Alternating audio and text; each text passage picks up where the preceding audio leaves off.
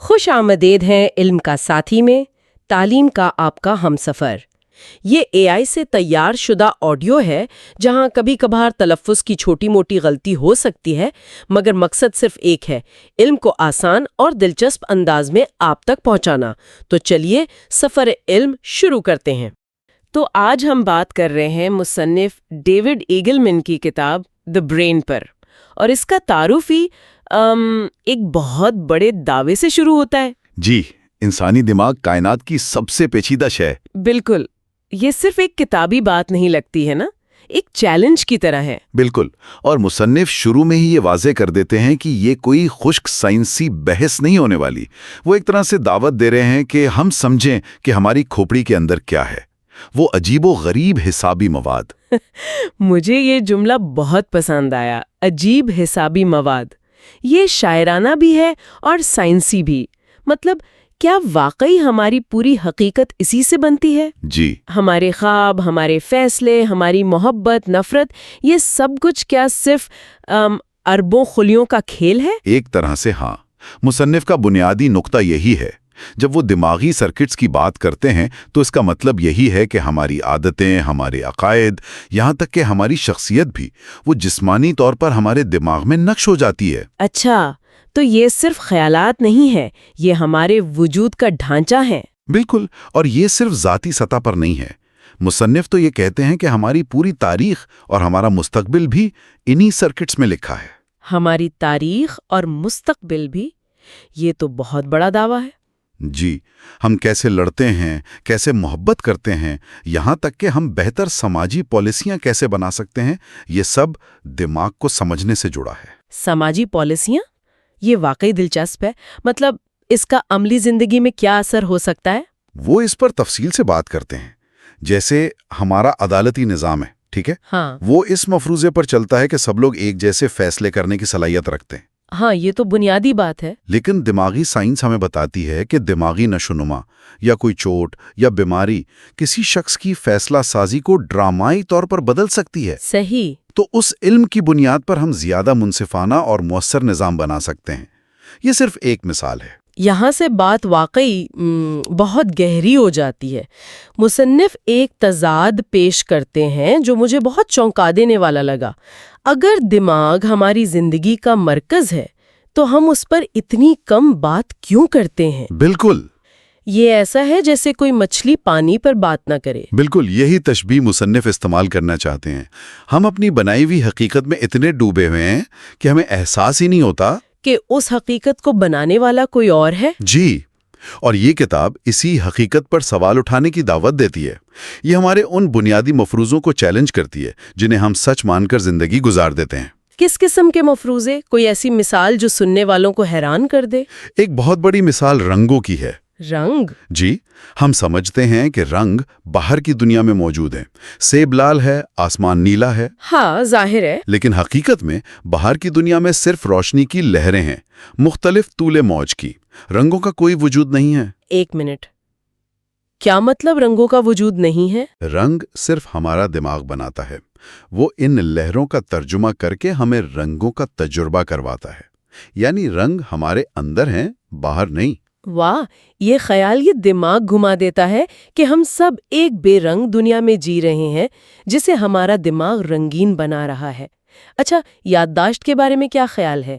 ہم تو یہی سمجھتے ہیں کہ ہماری یادداشت ایک ویڈیو کیمرے کی طرح کام کرتی ہے۔ اور یہ ایک اور بہت بڑا مفروضہ ہے جسے یہ کتاب توڑتی ہے۔ مصنف بتاتے ہیں کہ ہماری یادداشت ویڈیو کیمرے کی طرح نہیں بلکہ ایک کہانی کی طرح ہے جسے ہم ہر بار یاد کرتے ہوئے دوبارہ لکھتے ہیں۔ دوبارہ لکھتے ہیں؟ جی، ہر بار جب آپ کوئی پرانی یاد تازہ کرتے ہیں تو آپ اسے تھوڑا سا بدل دیتے ہیں۔ اسی لیے دو لوگ ایک ہی واقعے کو بالکل مختلف طریقوں سے یاد رکھتے ہیں۔ بالکل، اور دونوں اپنی جگہ سچے ہو سکتے ہیں۔ تو اس سب کا مطلب یہ ہوا کہ یہ کتاب صرف دماغ کی سائنس کے بارے میں نہیں ہے، یہ تو خود کو سمجھنے کا ایک نیا طریقہ ہے۔ اس کا مقصد سائنس کی بھاری بھرکم باتوں اور ہماری عام زندگی کے بیچ کی دوری کو مٹانا ہے۔ بالکل، مصنف اسے اندرونی کائنات کا ایک تیز رفتار دورہ کہتے ہیں۔ یہ کوئی ڈگری نہیں مانگتی، صرف تجسس۔ صرف تجسس اور خود کو کھوجنے کی بھوک۔ اور وہ اس امید کے ساتھ بات ختم کرتے ہیں کہ دماغ کے ان اربوں خلیوں کے گنجان جال میں ہم شاید وہ چیز دیکھ پائیں جس کی ہمیں توقع نہیں تھی۔ اور وہ کیا ہے؟ یعنی خود کو۔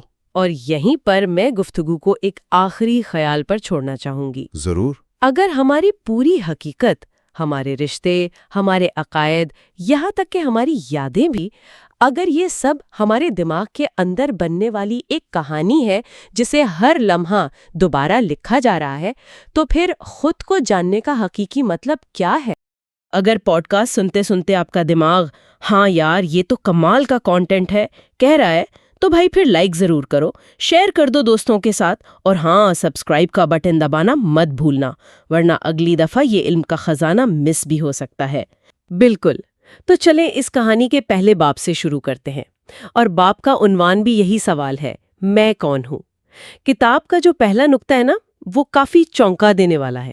وہ کہتے ہیں کہ ہماری شخصیت کوئی پتھر پر لکھی لکیر نہیں ہے، یہ ایک زندہ بدلتی ہوئی چیز ہے۔ اس کا کیا مطلب ہے؟ اس کا تعلق لائیو وائرڈ اور ہارڈ وائرڈ دماغ کے فرق سے ہے۔ دیکھیں، زیادہ تر جانور جیسے ایک گھوڑا، وہ پیدائش کے فوراً بعد چلنے پھرنے لگتا ہے۔ ان کا دماغ زیادہ تر ہارڈ وائرڈ ہوتا ہے، مطلب ان کے بنیادی رویے پہلے سے پروگرام شدہ ہوتے ہیں۔ لیکن انسانی بچہ، وہ دنیا میں بالکل بے بس آتا ہے۔ ہمارا دماغ پیدائش کے وقت نامکمل ہوتا ہے۔ کتاب اسی کو لائیو وائرڈ کہتی ہے۔ اچھا، یعنی ہمارا دماغ ایک خالی کینوس کی طرح ہے؟ خالی سے بھی زیادہ دلچسپ، یہ ایک ایسا کینوس ہے جو اپنے ماحول کے مطابق خود کو رنگتا ہے، خود کو بدلتا ہے، اور یہی ہماری سب سے بڑی کمزوری بھی ہے اور سب سے بڑی طاقت بھی۔ کمزوری اس لیے کہ ہم بہت لمبے عرصے تک دوسروں پر انحصار کرتے ہیں، اور طاقت اس لیے کہ یہ ہمیں دنیا کے کسی بھی ماحول، کسی بھی ثقافت یا زبان میں ڈھل جانے کی ایک ناقابل یقین صلاحیت دیتا ہے۔ کتاب میں بچپن کے بارے میں ایک بہت حیران کن بات لکھی ہے جو سننے میں بالکل الٹی لگتی ہے، کہ دماغ بڑا ہونے کے لیے نئی چیزیں بنانے سے زیادہ پرانی چیزوں کو مٹاتا ہے۔ یہ کیا معاملہ ہے؟ یہ بالکل درست ہے، اسے کہتے ہیں پروننگ، مطلب کاٹ چھانٹ۔ 2 سال کی عمر میں ایک بچے کے دماغ میں ایک بالغ کے مقابلے میں دگنے سے بھی زیادہ کنیکشنز ہوتے ہیں۔ سائنیپسس، یہ ایک بہت ہی گھنا جنگل ہے، ہر طرف راستے ہی راستے۔ پھر دماغ یہ دیکھتا ہے کہ کون سے راستے زیادہ استعمال ہو رہے ہیں۔ جو راستے استعمال نہیں ہوتے، دماغ انہیں ختم کر دیتا ہے، بالکل جنگل کے ان راستوں کی طرح جو استعمال نہ ہونے پر غائب ہو جاتے ہیں۔ اس کی کوئی مثال ہے؟ زبان اس کی بہترین مثال ہے۔ کتاب بتاتی ہے کہ جاپان میں پیدا ہونے والا بچہ اور امریکہ میں پیدا ہونے والا بچہ دونوں شروع میں دنیا کی تمام زبانوں کی آوازوں میں فرق کر سکتے ہیں، لیکن کچھ ہی مہینوں میں جاپانی ماحول میں پلنے والا بچہ آر اور ایل کی آوازوں میں فرق کرنے کی صلاحیت کھو دیتا ہے۔ اچھا، کیوں؟ کیونکہ جاپانی زبان میں اس فرق کی کوئی اہمیت نہیں، تو اس کے دماغ نے اس کنیکشن کو پرون کر دیا، یعنی کاٹ دیا، کیونکہ اس کی ضرورت ہی نہیں تھی۔ تو مطلب یہ ہوا کہ ہم جس دنیا میں گرتے ہیں وہی دنیا ہمیں تراشتی ہے۔ لیکن اس لائیو وائرنگ کا ایک تاریک پہلو بھی ہے نا؟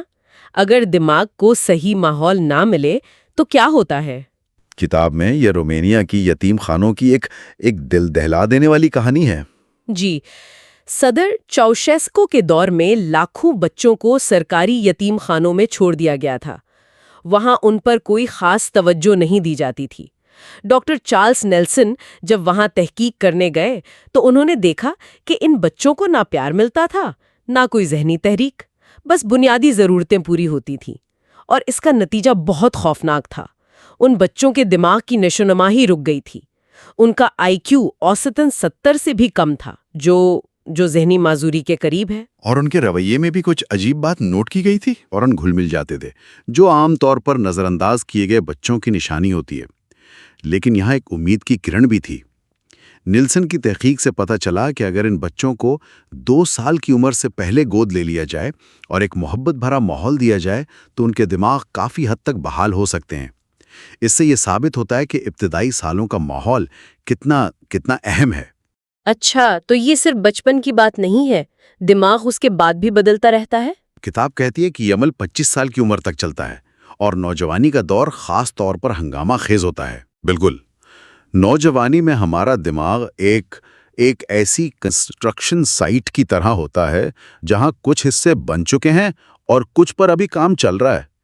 اس عمر میں سیلف کانشیسنس مطلب خود پر توجہ عروج پر ہوتی ہے۔ کتاب میں ایک تجربے کا ذکر ہے جہاں نوجوانوں اور بالغوں کو ایک شاپنگ سینٹر کی کھڑکی میں بٹھایا گیا، اور نوجوانوں نے اس صورتحال میں بہت زیادہ گھبراہٹ اور ذہنی دباؤ محسوس کیا، کیونکہ ان کے دماغ کا وہ حصہ میڈیل پری فرنٹل کارٹیکس اس عمر میں بہت زیادہ فعال ہوتا ہے۔ اور نوجوانوں میں جو خطرناک کام کرنے کا رجحان ہوتا ہے، اس کی بھی کوئی حیاتیاتی وجہ ہے؟ جی، اس کی وجہ دماغ کے دو نظاموں کی رفتار میں فرق ہے۔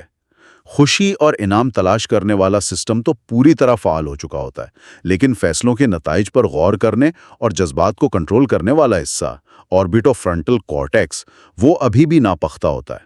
یہ بالکل ایسا ہے جیسے آپ کے پاس ایک بہت پاورفل انجن والی گاڑی ہو لیکن اس کے بریک کمزور ہوں۔ لیکن کیا یہ صرف ایک بہانہ نہیں بن جاتا؟ مطلب کوئی نوجوان غلطی کرے اور کہہ دے کہ یہ میں نے نہیں، میرے آربیٹو فرنٹل کارٹیکس نے کیا ہے۔ یہ ایک بہت اہم نکتہ ہے۔ کتاب یہ نہیں کہتی کہ ذمہ داری ختم ہو جاتی ہے، بلکہ یہ سمجھنے میں مدد کرتی ہے کہ اس عمر میں صحیح فیصلے کرنا اتنا مشکل کیوں ہوتا ہے۔ یہ حیاتیات اور ماحول دونوں کا کھیل ہے۔ ٹھیک ہے، تو دماغ 25 سال کی عمر تک بدلتا رہتا ہے، اس کے بعد کیا ہوتا ہے؟ کیا ہماری شخصیت پکی ہو جاتی ہے؟ بالکل نہیں، اور اس کی سب سے حیران کن مثال ہے لندن کے ٹیکسی ڈرائیوروں کی۔ انہیں دی نالج نامی ایک انتہائی مشکل امتحان پاس کرنا ہوتا ہے۔ اس کے لیے انہیں لندن کی 25,000 سڑکیں اور 20,000 اہم مقامات یاد کرنے پڑتے ہیں۔ یہ تربیت کئی سال چلتی ہے۔ اور اس سے ان کے دماغ کی ساخت فزیکلی طور پر بدل گئی؟ یہ تو کمال ہے۔ جی، سائنسدانوں نے دریافت کیا کہ اس ٹریننگ کے بعد ان ڈرائیوروں کے دماغ کا وہ حصہ جو مقامی یادداشت کے لیے ذمہ دار ہے، یعنی ہپوکیمپس، وہ عام لوگوں کے مقابلے میں جسمانی طور پر بڑا ہو گیا تھا۔ اسی طرح البرٹ آئنسٹائن کے دماغ کے تجزیے سے پتہ چلا کہ ان کے دماغ کا وہ حصہ جو بائیں ہاتھ کی انگلیوں کو کنٹرول کرتا تھا، وہ غیر معمولی طور پر بڑا تھا۔ کیوں؟ کیونکہ وہ وائلن بجاتے تھے؟ بالکل۔ تو اس کا مطلب ہے کہ ہم جو بھی ہنر سیکھتے ہیں وہ ہمارے دماغ پر ایک مستقل نشان چھوڑ جاتا ہے۔ یہ ایک طرح سے خوفناک خیال ہے کہ ہماری شخصیت اتنی نازک ہے کہ ایک چھوٹا سا ٹیومر اسے بدل سکتا ہے۔ اس سے یہ سوال اور گہرا ہو جاتا ہے کہ ہم اصل میں ہیں کیا؟ اگر یہ صرف ہمارے دماغ کی کیمسٹری نہیں تو شاید یہ ہماری یادیں ہیں۔ لیکن کیا ہم اپنی یادوں پر بھروسہ کر سکتے ہیں؟ یہ ہمیں کتاب کے اگلے حصے کی طرف لے جاتا ہے، یادداشت اور پہچان۔ یہاں کتاب ایک اور دھماکے خیز انکشاف کرتی ہے۔ ہماری یادداشت کسی ویڈیو کیمرے کی طرح کام نہیں کرتی جو ماضی کو ہو بہو ریکارڈ کر لے۔ یہ ماضی کی ایک بہت نازک تعمیر نو ہے۔ ہر بار جب ہم کچھ یاد کرتے ہیں تو ہم اسے تھوڑا سا بدل دیتے ہیں۔ اس کا کیا مطلب ہے کہ یادداشت کا دشمن وقت نہیں بلکہ دوسری یادیں ہیں؟ اس کا مطلب یہ ہے کہ جب ہم کوئی نئی چیز سیکھتے ہیں تو ہمارے نیورونز نئے کنیکشن بناتے ہیں، اور کبھی کبھی یہ نئے کنیکشن ان پرانے راستوں پر ہی بن جاتے ہیں جو کسی پرانی یاد کے لیے استعمال ہوتے تھے۔ اس سے پرانی یاد بدل جاتی ہے یا دھندلا جاتی ہے۔ اس سے بھی زیادہ دلچسپ بات یہ ہے کہ ہمارا حال ہمارے ماضی کو رنگ دیتا ہے۔ مثال کے طور پر فرض کریں آپ کے دو دوستوں کی حال ہی میں علیحدگی ہو گئی ہے۔ اب اگر آپ پچھلے سال کے کسی ڈنر کو یاد کریں گے تو آپ کو ان کے درمیان بیٹھے ہوئے ایک عجیب سی خاموشی یاد آ سکتی ہے۔ حالانکہ ہو سکتا ہے اس وقت آپ نے ایسا کچھ بھی محسوس نہ کیا ہو۔ آپ کی موجودہ معلومات آپ کی پرانی یاد کو دوبارہ لکھ رہی ہے۔ واہ، تو ہماری یادیں قابل اعتبار نہیں ہیں؟ کتاب میں ڈاکٹر الزبتھ لافٹس کی تحقیق کا ذکر ہے جو اس خیال کو اور بھی آگے لے جاتی ہے۔ جی، الزبتھ لافٹس نے کئی تجربات سے ثابت کیا کہ یادوں میں تبدیلی لانا یا حتیٰ کہ مکمل طور پر جھوٹی یادیں ڈالنا بھی ممکن ہے۔ اپنے ایک مشہور تجربے میں انہوں نے لوگوں کو کار حادثے کی ویڈیوز دکھائیں۔ ایک گروپ سے پوچھا کہ جب کاریں ایک دوسرے سے ہٹ یعنی لگیں تو ان کی رفتار کیا تھی۔ دوسرے گروپ سے پوچھا کہ جب کاریں ایک دوسرے سے سمیشڈ یعنی ٹکرائیں تو رفتار کیا تھی۔ اور صرف ایک لفظ بدلنے سے فرق پڑا؟ بہت زیادہ۔ جس گروپ سے سمیشڈ کا لفظ استعمال کیا گیا انہوں نے کاروں کی رفتار کو کافی زیادہ بتایا، اور ایک ہفتے بعد جب ان سے پوچھا گیا کہ کیا انہوں نے ویڈیو میں ٹوٹا ہوا شیشہ دیکھا تھا تو سمیشڈ والے گروپ کے زیادہ لوگوں نے ہاں میں جواب دیا۔ حالانکہ ویڈیو میں کوئی ٹوٹا ہوا شیشہ تھا ہی نہیں۔ یہ تو صرف یاد کو بدلنا ہوا، کیا پوری کی پوری جھوٹی یاد بھی بنائی جا سکتی ہے؟ ہاں، اور یہی سب سے پریشان کن بات ہے۔ لوفٹس نے شاپنگ مال میں کھو جانے والا تجربہ کیا۔ انہوں نے شرکا کے گھر والوں سے ان کے بچپن کی کچھ سچی کہانیاں لیں اور ان میں ایک جھوٹی کہانی شامل کر دی کہ تم بچپن میں ایک شاپنگ مال میں کھو گئے تھے۔ اور لوگوں نے اسے سچ مان لیا؟ تقریباً 1/4 لوگوں نے نہ صرف اس جھوٹی کہانی کو سچ مان لیا بلکہ وقت کے ساتھ ساتھ اس میں خود سے تفصیلات بھی شامل کرنا شروع کر دیں۔ جیسے، ہاں مجھے یاد ہے اس بزرگ نے لال رنگ کی شرٹ پہنی ہوئی تھی۔ اس کا مطلب تو یہ ہوا کہ ہم سب اپنی زندگی کی ایک ایسی کہانی کے ساتھ جی رہے ہیں جس کا کچھ حصہ شاید کبھی ہوا ہی نہ ہو۔ یہ سوچ کر ہی عجیب لگتا ہے۔ اگر ہماری یادیں اتنی غیر معتبر ہیں تو ان پر مبنی ہماری شناخت بھی ایک مسلسل بدلتی ہوئی کہانی ہے۔ تو اگر ہمارا دماغ بدل رہا ہے اور ہماری یادیں بھی قابل اعتبار نہیں، تو پھر بڑھاپے میں کیا ہوتا ہے؟ یہ ہمیں کتاب کے آخری حصے کی طرف لاتا ہے، بڑھتی عمر اور شعور۔ یہاں ایک بہت ہی امید افزا تحقیق کا ذکر ہے جسے دی ریلیجیس آرڈرز اسٹڈی کہا جاتا ہے۔ اس میں سائنسدانوں نے کئی دہائیوں تک راہباؤں یعنی ننز کی زندگی اور صحت کا مطالعہ کیا۔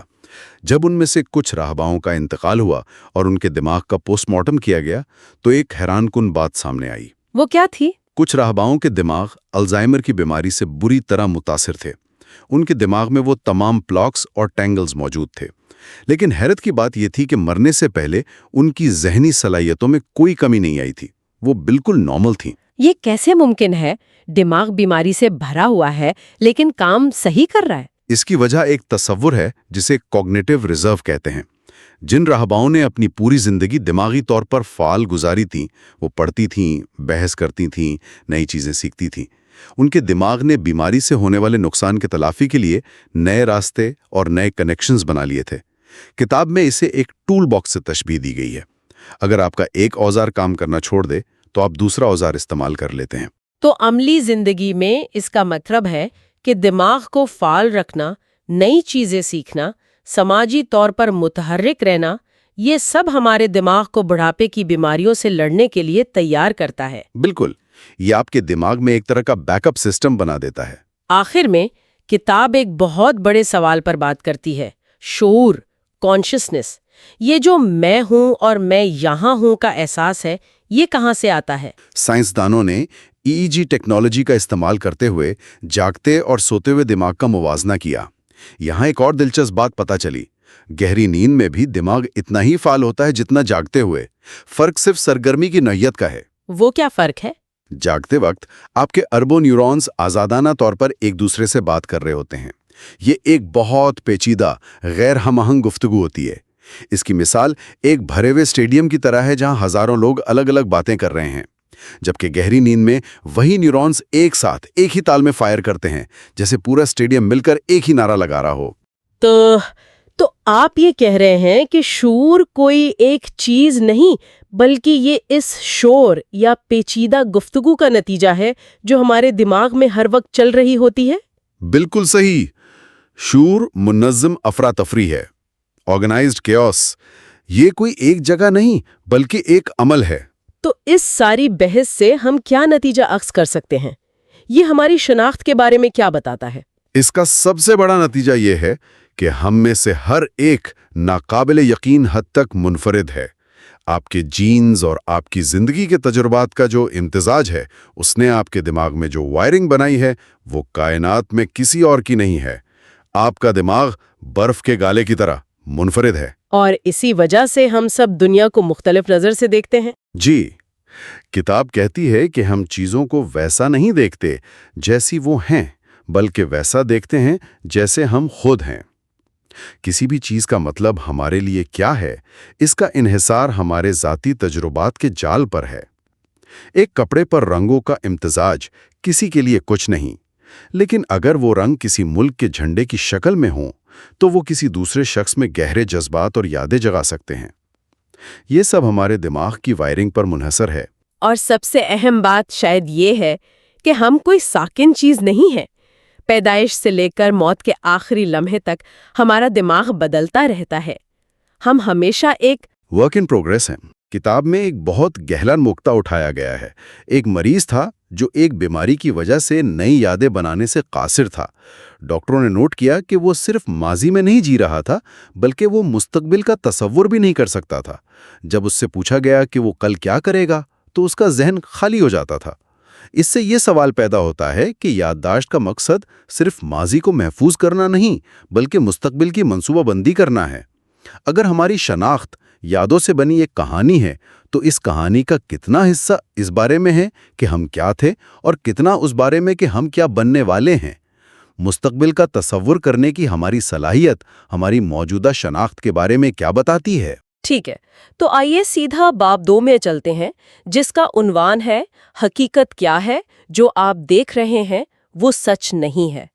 किताब का आगाज ही इस दावे से होता है कि अगर हम हकीकत को उसकी असल शक्ल में देख सकते तो शायद हम उसे पहचान ही ना पाते। क्योंकि वो बेरंग, बेबू और मुकम्मल तौर पर खामोश होती।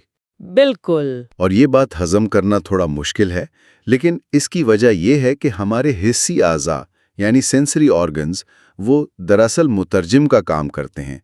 आंखें रोशनी की लहरों को, कान हवा के दबाव को, इन सब को दिमाग की एक ही जबान में बदलते हैं, और वो जबान है बरकी कीमियाई सिग्नल्स की।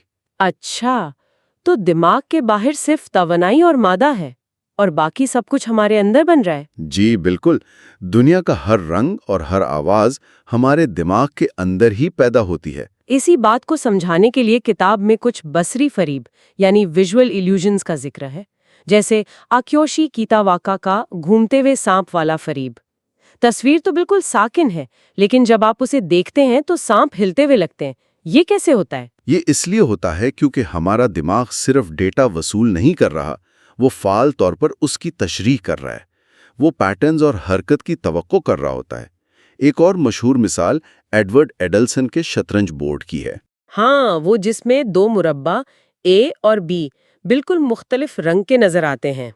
जी, हालांकि वो दरहकीकत एक ही रंग के हैं, लेकिन हमारा दिमाग उन्हें मुख्तलिफ दिखाता है क्योंकि एक साये में है।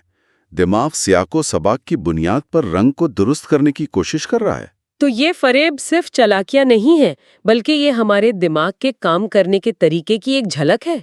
जी हाँ, ये पहला सबूत है कि हमारी हकीकत का ताल्लुक बाहर से कम और हमारे अंदर क्या चल रहा है उससे ज़्यादा है। और ये हमें एक बहुत ही गहरी और ज़ाती कहानी की तरफ ले जाता है, माइक में की कहानी, जिसका जिक्र किताब में मैं अंधा था लेकिन अब मैं देखता हूँ के उन्वान से है। ये कहानी तो वाकई हैरानकुन है। माइक में 3.5 साल की उम्र में नाबीना हो गए थे और फिर 40 साल बाद एक सर्जरी से उनकी बीनाई बहाल की गई। सबने यही सोचा होगा कि ये तो एक मौजिज़ा होगा। जी, कि पट्टियां हटते ही वो दुनिया को साफ साफ देखने लगेंगे। लेकिन जो हुआ वो किसी ने सोचा भी नहीं था। जब पट्टियां हटाई गईं तो माइक को बसारत नहीं मिली, बल्कि रोशनी, रंगों और हरकत का एक बेकाबू सैलाब महसूस हुआ। मतलब वो कुछ समझ ही नहीं पा रहे थे। बिल्कुल नहीं। ये तजुर्बा इतना हावी कर देने वाला था कि वो परेशान हो गए। और सबसे अजीब बात ये थी कि जब उनके बच्चे उनसे मिलने आए तो वो उनके चेहरों को देखकर पहचान नहीं सके। उन्हें अपने बच्चों को पहचानने के लिए उन्हें छूना पड़ा। 40 साल बाद दुनिया को देखना और अपने ही बच्चों को ना पहचान पाना, ये तो सोचकर ही खौफनाक लगता है। इससे ये साबित होता है कि हमारा बसरी निजाम किसी कैमरे की तरह काम नहीं करता। बिल्कुल नहीं। देखने के लिए सिर्फ सेहतमंद आंखें काफी नहीं हैं। दिमाग को ये सीखना पड़ता है कि देखा कैसे जाता है। 40 साल की नाबीनाई के दौरान माइक के दिमाग का बसरी हिस्सा, जिसे विजुअल कॉर्टेक्स कहते हैं, वो बेकार नहीं पड़ा रहा। अच्छा, तो वो क्या कर रहा था? उसने दूसरे हवास जैसे समात और छूने के कामों में मदद करना शुरू कर दी थी। बिसारत अरबों न्यूरॉन्स का एक बहुत पेचीदा अमल है, और ये एक ऐसा हुनर है जिसे दिमाग को सीखना पड़ता है। और ये सीखने का अमल सिर्फ दिमागी नहीं, बल्कि पूरे जिस्म का तजुर्बा है। किताब के अगले हिस्से देखना सीखना, देखने के लिए आंखों से ज्यादा की जरूरत है में बिल्ली के बच्चों पर किया गया एक तजुर्बा बताया गया है। जी, 1963 का एक बहुत ही दिलचस्प तजुर्बा। 2 बिल्ली के बच्चों को एक बड़े धारीदार सिलेंडर में रखा गया। एक बिल्ली का बच्चा आजादाना तौर पर चल फिर सकता था, जबकि दूसरा एक छोटी सी टोकरी में बैठा था। यानी दोनों ने एक ही मंजर देखा, एक ही रफ्तार से। फर्क सिर्फ ये था कि एक फाल था और दूसरा गैर फाल। और नतीजा हैरान कुन था। सिर्फ वो बिल्ली का बच्चा जिसने खुद हरकत की और अपनी हरकत को बसरी तब्दीलियों से जोड़ा, उसने सही तरीके से देखना सीखा। बिल्कुल। और वो गैर फाल बिल्ली का बच्चा जो सिर्फ सवारी कर रहा था, वो अमली तौर पर नाबीना रहा। वाकई? जी। उसने कभी भी आम बसारत हासिल नहीं की। इससे ये जाहिर होता है कि दिमाग बसरी डेटा की तशरीह तभी कर सकता है जब वो इसे अपने आमाल और उनके नताइज से जोड़े। उसे ये सीखना होता है कि जब मैं ये करता हूँ तो दुनिया ऐसी दिखती है। अच्छा, तो जब बच्चे खेलते हैं, चीजों को पकड़ते और फेंकते हैं, तो वो सिर्फ तफरीह नहीं कर रहे होते, बल्कि वो अपने बसरी निजाम को तरबियत दे रहे होते हैं। बिल्कुल सही। और ये तरबियत इतनी गहरी होती है कि हमें एहसास ही नहीं होता कि देखना कितनी मेहनत का काम है। ये हमें बिल्कुल बेमेहनत महसूस होता है। किताब का अगला हिस्सा बसारत की कोशिश इसी मेहनत को बेनकाब करता है। इसमें प्रिज्म गॉगल्स के तजुर्बे का जिक्र है। ये ऐसे चश्मे हैं जो दुनिया को उल्टा कर देते हैं। जी, दाएं को बाएं और बाएं को दाएं। जब मुसन्निफ ने ये चश्मे पहने तो उनका दिमाग पूरी तरह हिल गया। उन्हें शदीद मतली होने लगी क्योंकि उनके हवास आपस में टकरा रहे थे। लेकिन फिर वो ब्रायन बार्टन नामी एक और शरीक से मिले जो एक हफ्ते से ये चश्मे पहने हुए था, और वो ना सिर्फ मामूल के मुताबिक चल फिर रहा था, बल्कि उसने कपकेक बनाने का मुकाबला भी जीत लिया। ये तो नाकाबिल यकीन है। मतलब उसके दिमाग ने उस उल्टी दुनिया को अपना लिया था।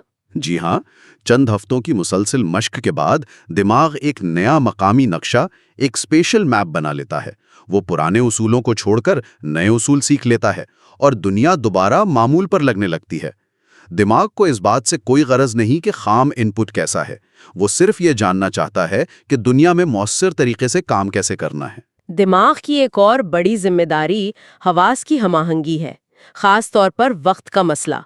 हमें लगता है कि हम दुनिया को एक ही लम्हे में महसूस करते हैं, लेकिन हकीकत में ऐसा नहीं है ना? नहीं है। मुख्तलिफ हिस्सी डेटा यानी बसारत, समात, छूना, ये सब मुख्तलिफ रफ्तार से प्रोसेस होता है। इसकी बेहतरीन मिसाल स्प्रिंटर्स हैं। वो बंदूक की आवाज़ पर रोशनी के फ्लैश से ज़्यादा तेज़ी से रद्द-ए-अमल दिखाते हैं। अच्छा, क्योंकि समय निज़ाम तेज है? जी, तकरीबन 30 मिलीसेकंड तेज। लेकिन यहाँ एक तज़ाद पैदा होता है।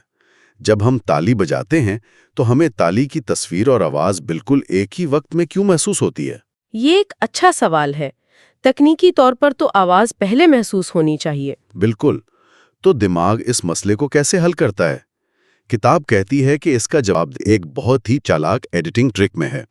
जो हकीकत हम महसूस करते हैं वो दरअसल एक ताख़ीरशुदा वर्जन है।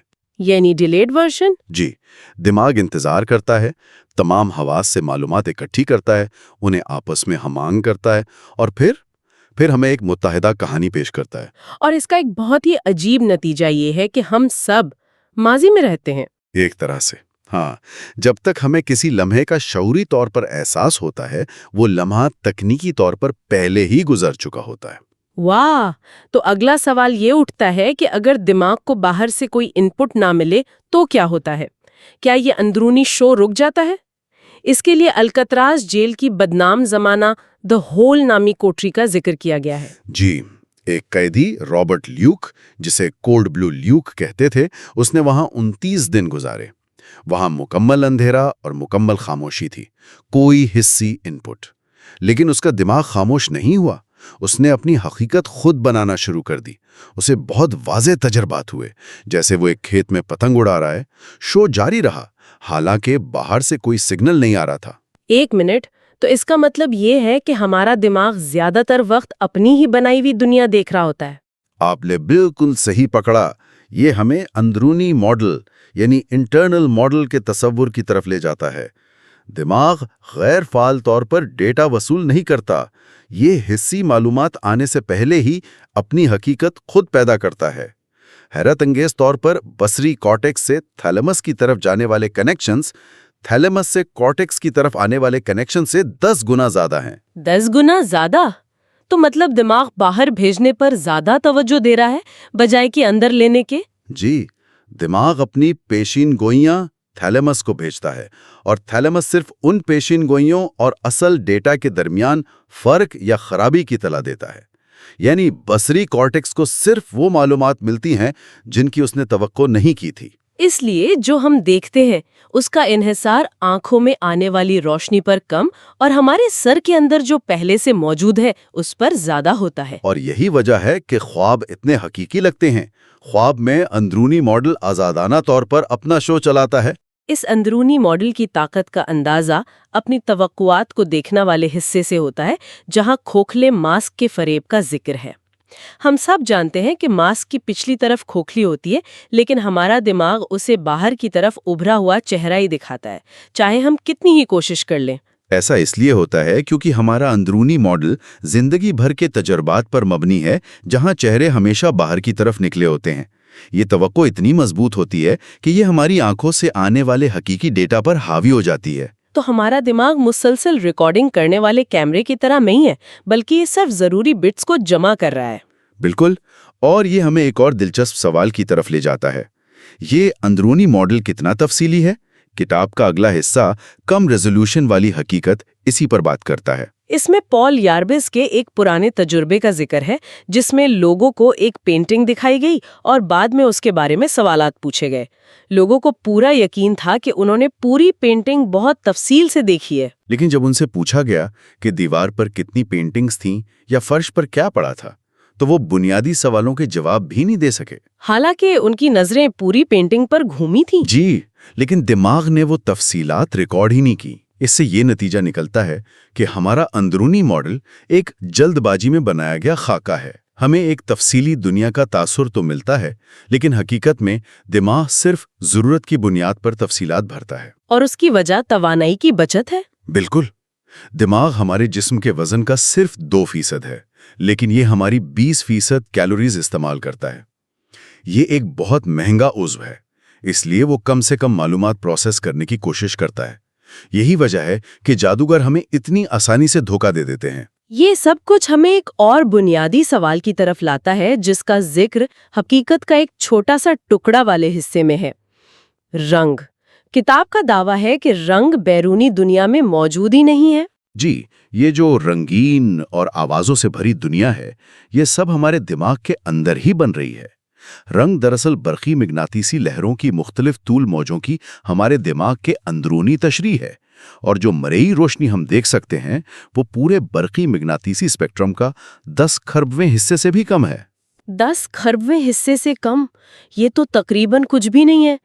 तो हमारे इर्द गिर्द रेडियो लहरें, माइक्रोवेव्स, एक्सरे, ये सब हर वक्त मौजूद हैं, लेकिन हम इनसे मुकम्मल तौर पर बेखबर हैं। बिल्कुल, क्योंकि हमारे पास उनको महसूस करने के लिए कोई हयातियाती रिसेप्टर्स नहीं है।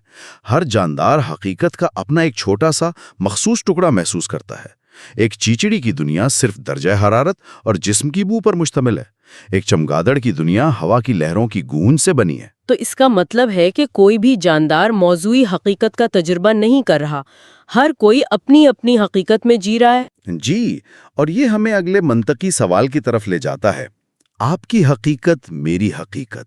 अगर हकीकत इतनी ज़ाती है तो क्या मेरी हकीकत आप जैसी है? इसका जवाब साइंसथीजिया के तस्वुर में मिलता है। किताब में हिना बॉसले नामी एक खातून की मिसाल दी गई है, जिनके लिए हुरूफ और आदाद के अपने अपने रंग होते हैं। उनके लिए जे का हर्फ हमेशा जामनी होता है और टी हमेशा सुर्ख। ये कोई इस्तिआरा नहीं है, बल्कि एक हकीकी इदराकी तजुर्बा है। बिल्कुल। साइंसथीजिया दिमाग के हिस्सी इलाकों के दरमियान गैर मामूली राब्ते या क्रॉस टॉक का नतीजा है। ये जाहिर करता है कि दिमाग की वायरिंग में मामूली तब्दीलियां भी हकीकत के तजुर्बे में बहुत बड़ा फर्क पैदा कर सकती हैं। और इसकी एक बहुत शदीद मिसाल दिमाग की कहानी पर यकीन वाले हिस्से में शीज़ोफ्रेनिया की सूरत में मिलती है। प्रोफेसर एलन सैक्स की कहानी। जी, एलन सैक्स एक कामयाब कानून की प्रोफेसर हैं, लेकिन वो शिज़ोफ्रेनिया के साथ भी जिंदगी गुजार रही हैं। वो बयान करती हैं कि बीमारी के दौरान उन्हें लगता था कि घर उनसे बातें कर रहे हैं या उनके दिमाग के अंदर धमाके हो रहे हैं। اور اس وقت یہ سب کچھ انہیں بالکل حقیقی لگتا تھا کیونکہ وہ اپنے دماغ کی کیمسٹری کی بتائی ہوئی کہانی پر یقین کرنے پر مجبور تھیں۔ یہ بہت خوفناک لگتا ہے، لیکن ایک طرح سے ہم سب کسی نہ کسی حد تک ایسا ہی کرتے ہیں نا۔ جب ہم خواب دیکھتے ہیں تو سب کچھ بالکل حقیقی لگتا ہے، ہم اس اسکرپٹ کو قبول کرتے ہیں جو ہمارا دماغ ہمیں دیتا ہے۔ ایلن کی کہانی ہمیں یہ سمجھنے میں مدد دیتی ہے کہ حقیقت کا تجربہ کتنا نازک ہو سکتا ہے۔ دماغی کیمسٹری میں تھوڑی سی تبدیلی پوری دنیا کو بدل سکتی ہے۔ آخر میں کتاب وقت کے بارے میں ہمارے تجربے پر بات کرتی ہے، جس کا عنوان ہے وقت کا تضاد، ٹائم وارپ۔ وہ لمحہ جب کوئی حادثہ ہونے والا ہوتا ہے اور سب کچھ سست ہو جاتا ہے۔ یہ جان کر حیرت ہوئی کہ یہ صرف یادداشت کا کھیل ہے۔ بالکل۔ مصنف کو بچپن میں چھت سے گرنے کا واقعہ بہت طویل محسوس ہوا، حالانکہ اصل میں یہ 1 سیکنڈ سے بھی کم تھا۔ تو سوال یہ تھا کہ کیا خوفناک حالات میں وقت واقعی سست ہو جاتا ہے؟ اور اس کی جانچ کے لیے ایک بہت ہی تخلیقی تجربہ کیا گیا۔ لوگوں کو 150 فٹ کی بلندی سے ایک جال میں گرایا گیا اور ان کی کلائی پر ایک ڈیجیٹل ڈیوائس باندھی گئی جس پر نمبر بہت تیزی سے بدل رہے تھے۔ جی۔ اور نتیجہ یہ نکلا کہ کوئی بھی گرتے وقت ڈیوائس پر نمبروں کو زمین پر کھڑے ہونے سے بہتر نہیں پڑھ سکا۔ اس کا مطلب ہے کہ ہم سست رفتار میں نہیں دیکھتے۔ تو پھر ہمیں ایسا محسوس کیوں ہوتا ہے؟ جواب یادداشت میں ہے۔ جان لیوا حالات میں دماغ کا ایک حصہ ایمگڈالا بہت زیادہ تفصیلی اور بھرپور یادیں بناتا ہے۔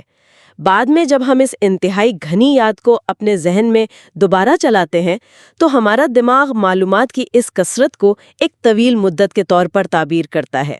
تو یہ یادداشت کی ایک چال ہے۔ جی، جو ہماری حقیقت کی کہانی کو ماضی پر نظر ڈالتے ہوئے لکھتی ہے۔ تو خلاصہ یہ ہے کہ ہماری حقیقت ایک بہت ہی ذاتی کہانی ہے جو ہماری کھوپڑی کے تاریک تھیٹر میں برقی کیمیائی سگنل سے لکھی جاتی ہے۔ اور اس کا سب سے بڑا پیغام شاید یہ ہے کہ کوئی ایک موضوعی حقیقت نہیں ہے جسے ہم سب ایک جیسا تجربہ کرتے ہوں۔ اربوں دماغوں کے ساتھ حقیقت کے اربوں ورژن ہیں۔ ہر دماغ اپنی سچائی رکھتا ہے۔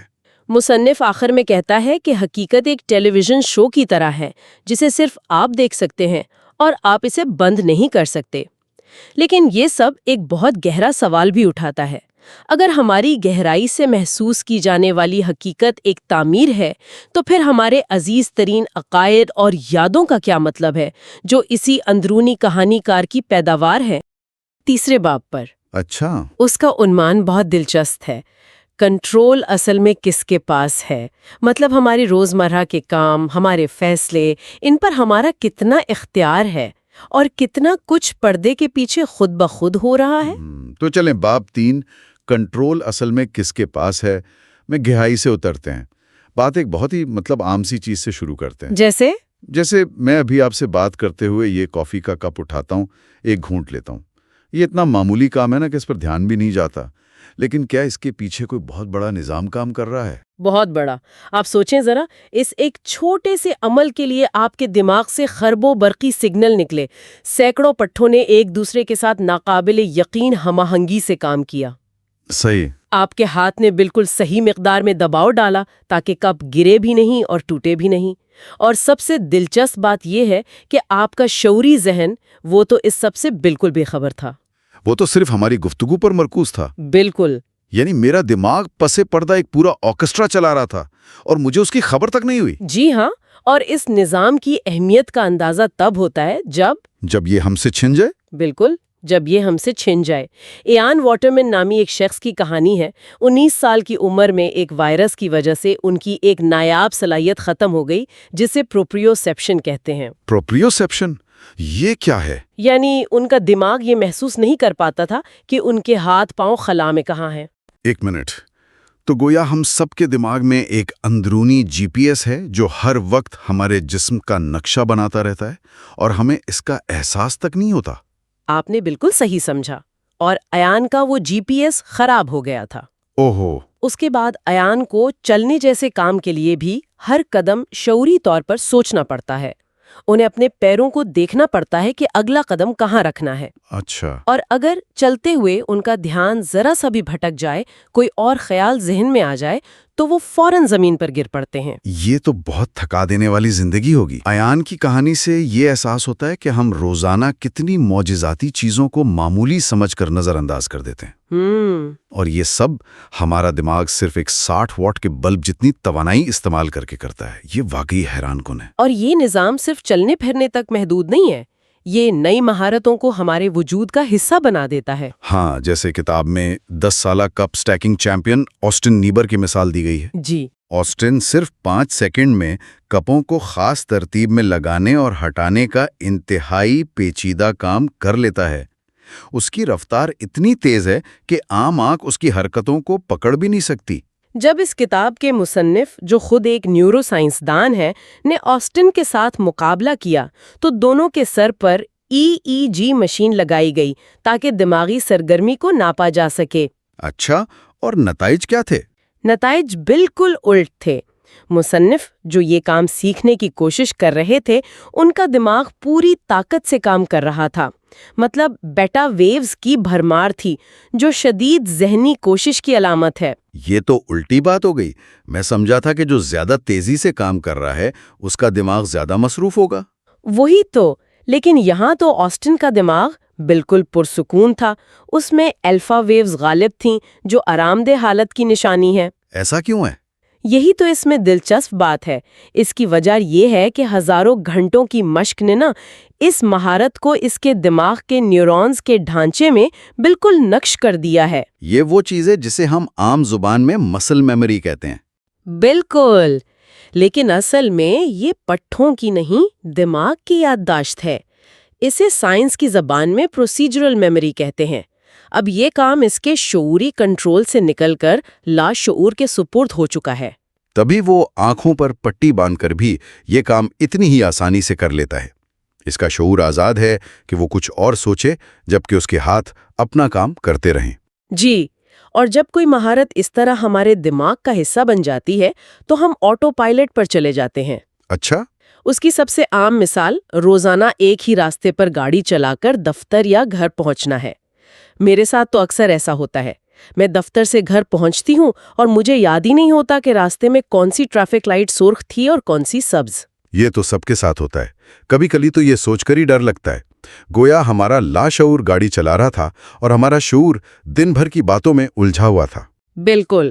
کتاب میں کوہ پہما دین پورٹر کی مثال بھی ہے، جو بغیر کسی رسی کے اونچی چٹانوں پر چڑھتا تھا۔ فلو سٹیٹ والی بات۔ جی، وہ کہتا تھا کہ میں فلو سٹیٹ میں چلا جاتا ہوں، جہاں دماغ کا سوچنے اور منصوبہ بنانے والا حصہ یعنی پری فرنٹل کارٹیکس تقریباً خاموش ہو جاتا ہے۔ اگر اس وقت شعوری ذہن مداخلت کرے تو غلطی کا امکان بڑھ جاتا ہے۔ اور اس آٹو پائلٹ کی ایک اور خاصیت اس کی رفتار ہے۔ بیس بال میں جب ایک گیند 100 میل فی گھنٹہ کی رفتار سے آتی ہے 100 میل فی گھنٹہ؟ جی، تو بلے باز کے پاس رد عمل کے لیے صرف 0.4 سیکنڈ ہوتے ہیں۔ بس اتنے سے وقت میں گیند کی رفتار، اس کا زاویہ، پوزیشن، ان سب کا اندازہ لگا کر بلہ گھمانے کا فیصلہ شعوری طور پر کرنا ناممکن ہے۔ یہ کام مکمل طور پر لاشعور کرتا ہے۔ شعور کو تو خبر تب ہوتی ہے جب بلہ گیند سے ٹکرا چکا ہوتا ہے۔ بالکل۔ تو یہ بات تو واضح ہو گئی کہ ہمارا جسم آٹو پائلٹ پر چل سکتا ہے، لیکن کیا ہمارا دماغ بھی ایسا ہی کرتا ہے؟ کیا ہمارے بڑے بڑے فیصلے، ہماری پسند ناپسند، وہ بھی اسی طرح لاشعوری طور پر طے ہوتی ہیں؟ یہی اس باب کا اگلا اور سب سے دلچسپ حصہ ہے۔ سیگمنڈ فرائیڈ نے پہلی بار یہ نظریہ پیش کیا تھا کہ ہمارا ذہن ایک آئس برگ کی طرح ہے۔ ہاں، کہ جس کا صرف تھوڑا سا حصہ پانی سے باہر ہے، ہمارا شعور، اور بڑا حصہ پانی کے نیچے چھپا ہوا ہے، یعنی ہمارا لاشعور۔ اس وقت تو یہ صرف ایک خیال تھا، لیکن اب جدید سائنس نے تجربات سے ثابت کیا ہے کہ یہ بات کافی حد تک درست ہے۔ جیسے پرائمنگ کا تصور۔ بالکل، پرائمنگ کا مطلب ہے کہ کوئی غیر متعلقہ تجربہ بھی ہمارے اگلے فیصلے یا رویے پر لاشعوری طور پر اثر انداز ہو سکتا ہے۔ کتاب میں اس کی کئی مثالیں ہیں۔ اچھا، کوئی مثال دیں؟ جیسے ایک تجربے میں جن لوگوں کو گرم مشروب کا کپ پکڑایا گیا، انہوں نے بعد میں اجنبیوں کے بارے میں زیادہ گرم جوش اور مثبت رائے دی ان لوگوں کے مقابلے میں جن کے ہاتھ میں ٹھنڈا مشروب تھا۔ 1 منٹ، تو اس کا مطلب ہے کہ ایک جج کا فیصلہ اس بات پر منحصر ہو سکتا ہے کہ اس نے کمرہ عدالت میں آنے سے پہلے گرم کافی پی تھی یا ٹھنڈا جوس۔ یہ تو بہت خطرناک بات ہے۔ یہ واقعی ایک پریشان کن خیال ہے۔ اسی طرح ایک اور تحقیق میں پتہ چلا کہ جو لوگ ایک بدبودار کمرے میں بیٹھے تھے انہوں نے اخلاقی سوالات پر زیادہ سخت فیصلے کیے۔ واقعی؟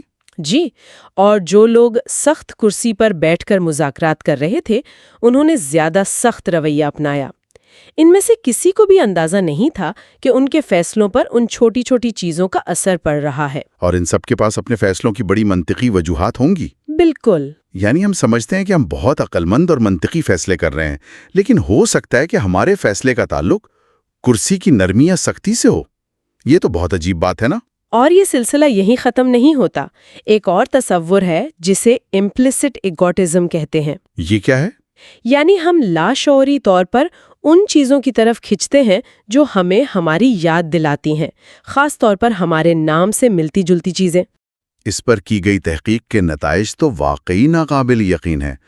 کتاب میں لکھا ہے کہ امریکہ میں اعداد و شمار بتاتے ہیں کہ ڈینس نام کے لوگوں میں ڈینٹسٹ بننے کا رجحان اوسط سے زیادہ ہے۔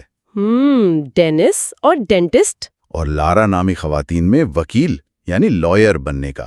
یہ تو پھر بھی سمجھ میں آتا ہے، لیکن یہ کہ جینی نام کی لڑکی کے جوئل نامی لڑکے سے شادی کرنے کے امکانات زیادہ ہوتے ہیں، اس پر یقین کرنا مشکل ہے۔ مشکل ضرور ہے، لیکن اعداد و شمار یہی بتاتے ہیں۔ اور اگر آپ ان لوگوں سے پوچھیں تو وہ اپنے جیون ساتھی کے انتخاب کی سینکڑوں خوبیاں گنوائیں گی، لیکن اس لاشعوری تعلق سے وہ بالکل بے خبر ہوں گی۔ صحیح۔ اسی طرح ایک اور مشہور تجربہ آنکھوں کی پتلیوں کا ہے۔ مردوں کو خواتین کی تصاویر دکھائی گئیں اور ان کی کشش کو درجہ بندی کرنے کو کہا گیا۔ ان میں سے آدھی تصاویر میں خواتین کی آنکھوں کی پتلیوں کو کمپیوٹر سے تھوڑا سا بڑا کر دیا گیا تھا، اور مردوں نے ان تصاویر کو زیادہ پرکشش قرار دیا ہوگا، حالانکہ انہیں شعوری طور پر فرق کا پتہ بھی نہیں چلا ہوگا۔ بالکل یہی ہوا۔ ان میں سے کسی نے بھی پتلیوں کے سائز پر غور نہیں کیا، لیکن ان کے دماغ نے اس حیاتیاتی اشارے کو پکڑ لیا تھا کہ پھیلی ہوئی پتلیاں دلچسپی اور بیداری کی علامت ہوتی ہیں۔ ان کا لاشعور یہ پیغام سمجھ رہا تھا، جبکہ شعور مکمل طور پر اندھیرے میں تھا۔ یہ سب کچھ سن کر میرے ذہن میں ایک بڑا سوال آ رہا ہے۔ پوچھیں۔ اگر ہمارا لاشعور اتنا ہی طاقتور، تیز اور خودکار ہے تو پھر شعور کی ضرورت ہی کیا ہے نا؟ ارتقاء نے ہمیں یہ صلاحیت کیوں دی جو اتنی سست اور محدود ہے؟ یہ بہت اہم سوال ہے۔ اس کا جواب ایک مثال سے ملتا ہے۔ فرض کریں آپ روز کی طرح سڑک پر چل رہے ہیں، اپنے خیالات میں گم، یعنی آٹو پائلٹ پر۔ ٹھیک ہے۔ اچانک آپ کے سامنے شہد کی مکھی کا لباس پہنے ایک شخص آ جاتا ہے۔ اچھا۔ اس غیر متوقع صورتحال میں آپ کا آٹو پائلٹ فوراً ٹوٹ جائے گا۔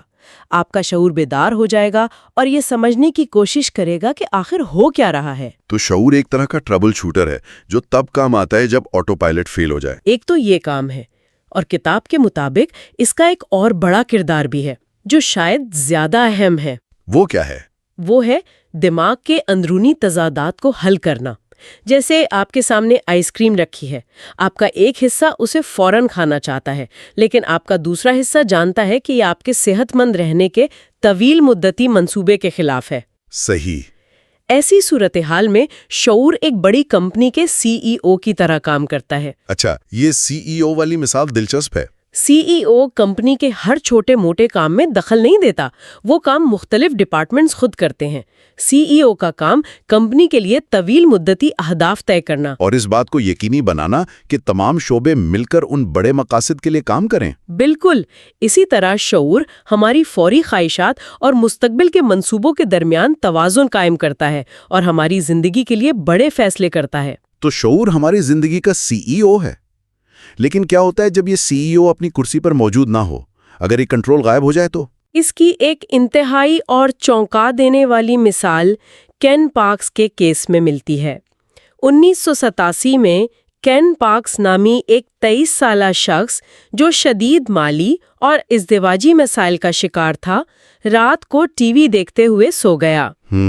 کچھ گھنٹوں بعد وہ نیند کی حالت میں اٹھا، 23 کلومیٹر گاڑی چلا کر اپنے سسرال پہنچا اور وہاں اپنی ساس کو قتل اور سسر کو شدید زخمی کر دیا۔ اور یہ سب اس نے نیند میں کیا؟ جی۔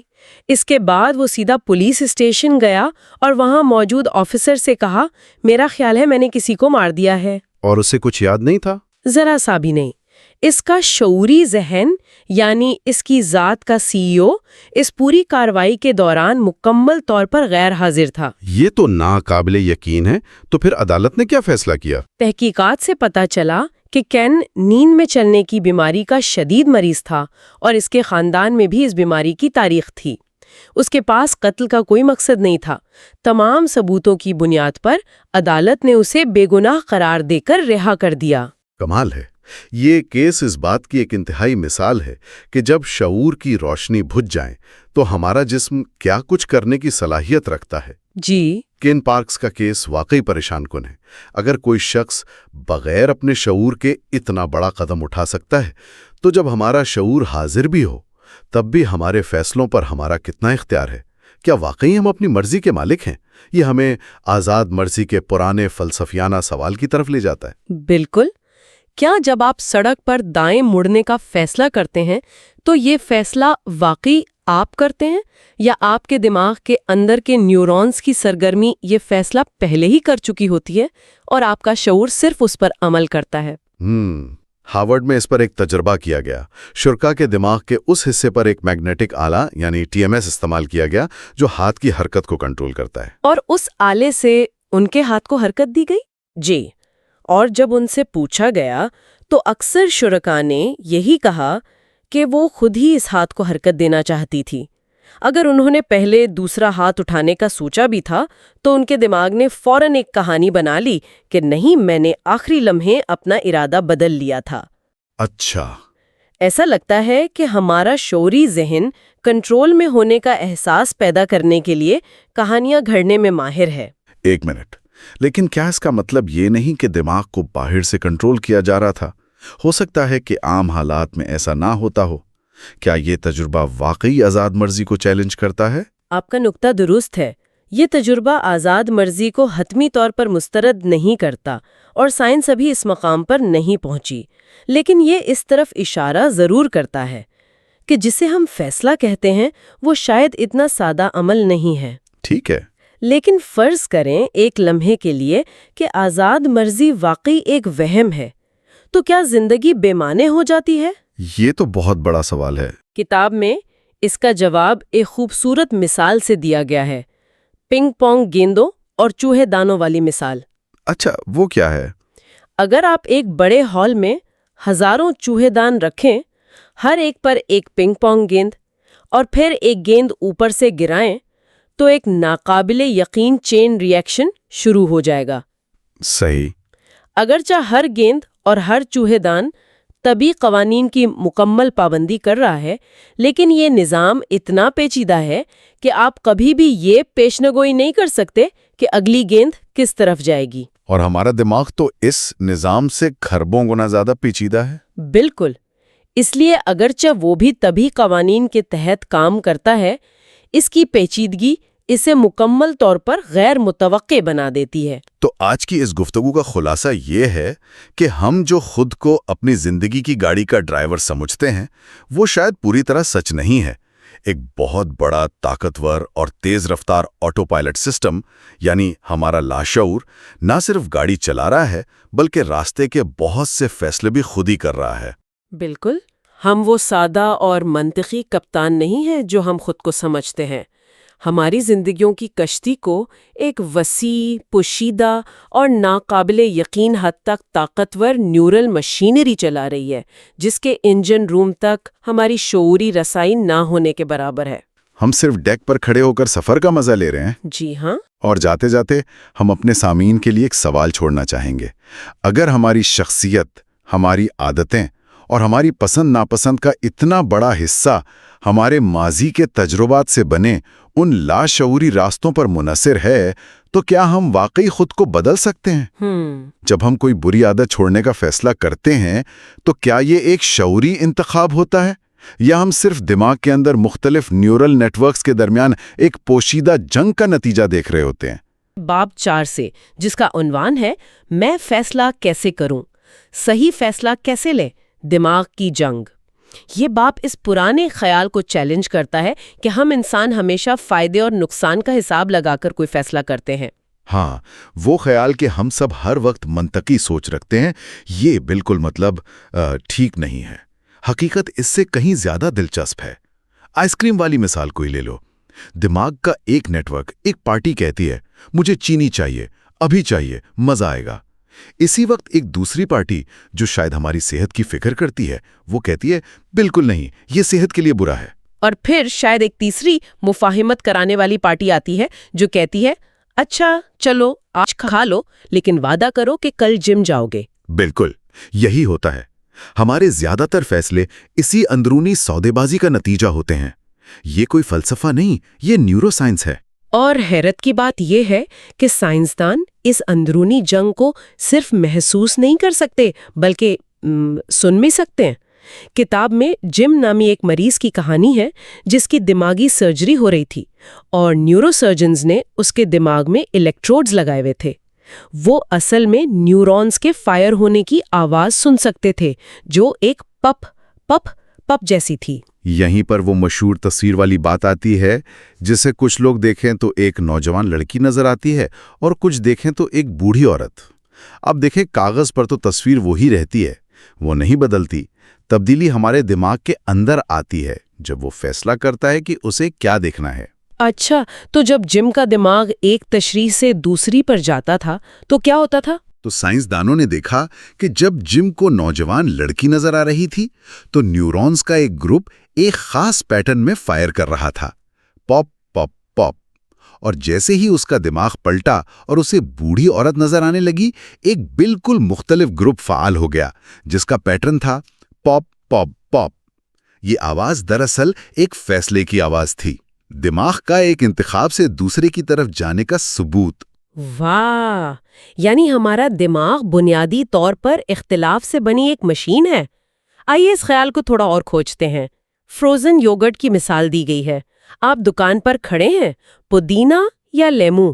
دیکھنے میں تو آپ ساکت کھڑے ہیں لیکن دماغ کے اندر ایک جنگ جاری ہے، ایک خوفناک جنگ۔ پودینے کی نمائندگی کرنے والے نیورونز کا نیٹ ورک لیمو والے نیٹ ورک کو دبانے کی کوشش کرتا ہے اور لیمو والا پودینے والے کو۔ وہ ایک دوسرے پر غالب آنے کی کوشش کرتے ہیں جب تک کہ ایک فاتح بن کر ابھرتا ہے، اور جو جیتتا ہے آپ وہی فلیور خریدتے ہیں۔ اس اندرونی کشمکش کو ہر کوئی محسوس کر سکتا ہے۔ سٹروپ ٹیسٹ اس کی بہترین مثال ہے۔ ہاں، یہ تو بہت مشہور ٹیسٹ ہے۔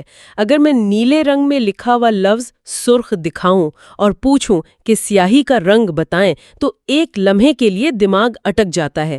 ایک حصہ لفظ سرخ پڑھنا چاہتا ہے اور دوسرا رنگ نیلا بتانا چاہتا ہے۔ وہ جو ایک سیکنڈ کی ہچکچاہٹ ہوتی ہے نا، وہ دراصل آپ کے دماغ کی اندرونی جنگ ہے۔ اور کبھی کبھی یہ جنگ بہت واضح ہو جاتی ہے۔ اسپلٹ برین مریضوں کو دیکھیں جن کے دماغ کے دونوں حصوں کا رابطہ کسی وجہ سے کاٹ دیا جاتا ہے۔ ان میں کبھی کبھی ایلین ہینڈ سنڈروم پایا جاتا ہے۔ ایک منٹ، کیا ایلین ہینڈ؟ یہ کیا چیز ہے؟ یہ بالکل ویسا ہی ہے جیسا سننے میں لگتا ہے۔ مریض کا ایک ہاتھ اپنی مرضی سے جیکٹ کی زپ بند کرتا ہے اور دوسرا ہاتھ جسے وہ اپنا نہیں سمجھتا فوراً آ کر اسے کھول دیتا ہے۔ کیا واقعی؟ جی، یہ دماغ کے دونوں حصوں کے درمیان ایک کھلا تصادم ہے جو ایک دوسرے سے بات نہیں کر پا رہے۔ یہ تو بہت ہی عجیب بات ہے۔ یہ اندرونی تصادم ہمیں ٹرالی ڈیلیما جیسے مشہور اخلاقی سوال کو سمجھنے میں بھی مدد دے سکتا ہے۔ اس کے دو منظر نامے ہیں۔ پہلا، ایک بے قابو ٹرالی 4 مزدوروں کی طرف بڑھ رہی ہے۔ آپ ایک لیور کھینچ کر اسے دوسری پٹری پر ڈال سکتے ہیں، لیکن وہاں ایک مزدور ہے۔ زیادہ تر لوگ کہتے ہیں کہ وہ لیور کھینچ دیں گے۔ ایک کو قربان کر کے 4 کو بچانا منطقی لگتا ہے۔ صحیح، لیکن دوسرے منظرنامے میں ٹرالی 4 مزدوروں کی طرف جا رہی ہے اور آپ ایک پل پر ایک بھاری بھرکم آدمی کے ساتھ کھڑے ہیں۔ اگر آپ اسے دھکا دیں تو اس کا جسم ٹرالی کو روک لے گا اور 4 لوگ بچ جائیں گے۔ اب زیادہ تر لوگ کہتے ہیں کہ وہ دھکا نہیں دیں گے، حالانکہ نتیجہ وہی ہے، ایک کی جان جائے گی، 4 کی بچے گی۔ تو پھر فرق کیوں ہے؟ کتاب کہتی ہے کہ یہ منطق بمقابلہ جذبات کا معاملہ ہے۔ لیکن کیا یہ اتنا سادہ ہے؟ میرا مطلب ہے، ایسا بھی تو ہو سکتا ہے کہ کسی کو اپنے ہاتھوں سے دھکا دینا ایک بنیادی سماجی اصول کی خلاف ورزی ہے۔ تم کسی کو جان بوجھ کر نقصان نہیں پہنچاؤ گے، جبکہ لیور کھینچنا ایک غیر ذاتی میکینیکل عمل ہے۔ یہ بہت اچھا نکتہ ہے۔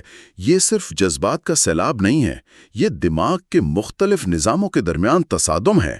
ایک جو خالصتاً حساب کتاب کرتا ہے، مطلب 1 پہ مقابلہ 4، اور دوسرا جو سماجی اور جذباتی اصولوں پر چلتا ہے کہ کسی کو مارنا غلط ہے۔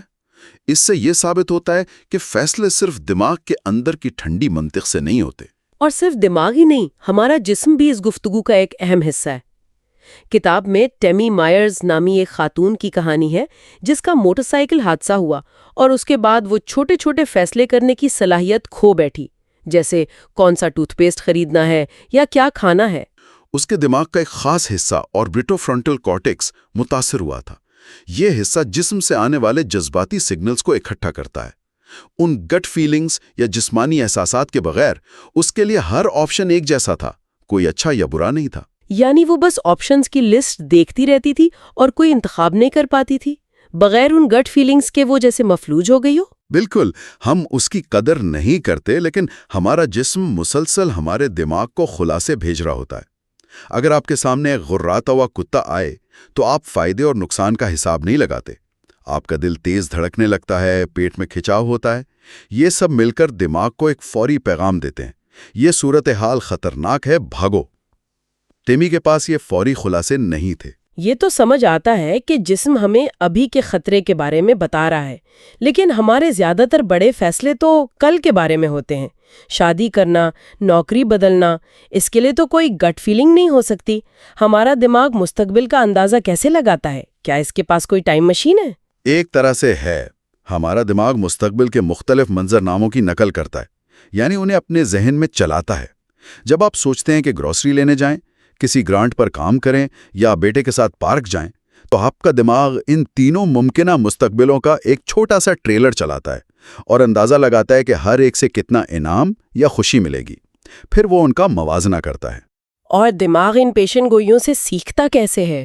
یہاں ڈوپامن کا ذکر آتا ہے، جسے لوگ اکثر خوشی کا کیمیکل سمجھتے ہیں۔ ہاں، اور یہ ایک بہت بڑی غلط فہمی ہے۔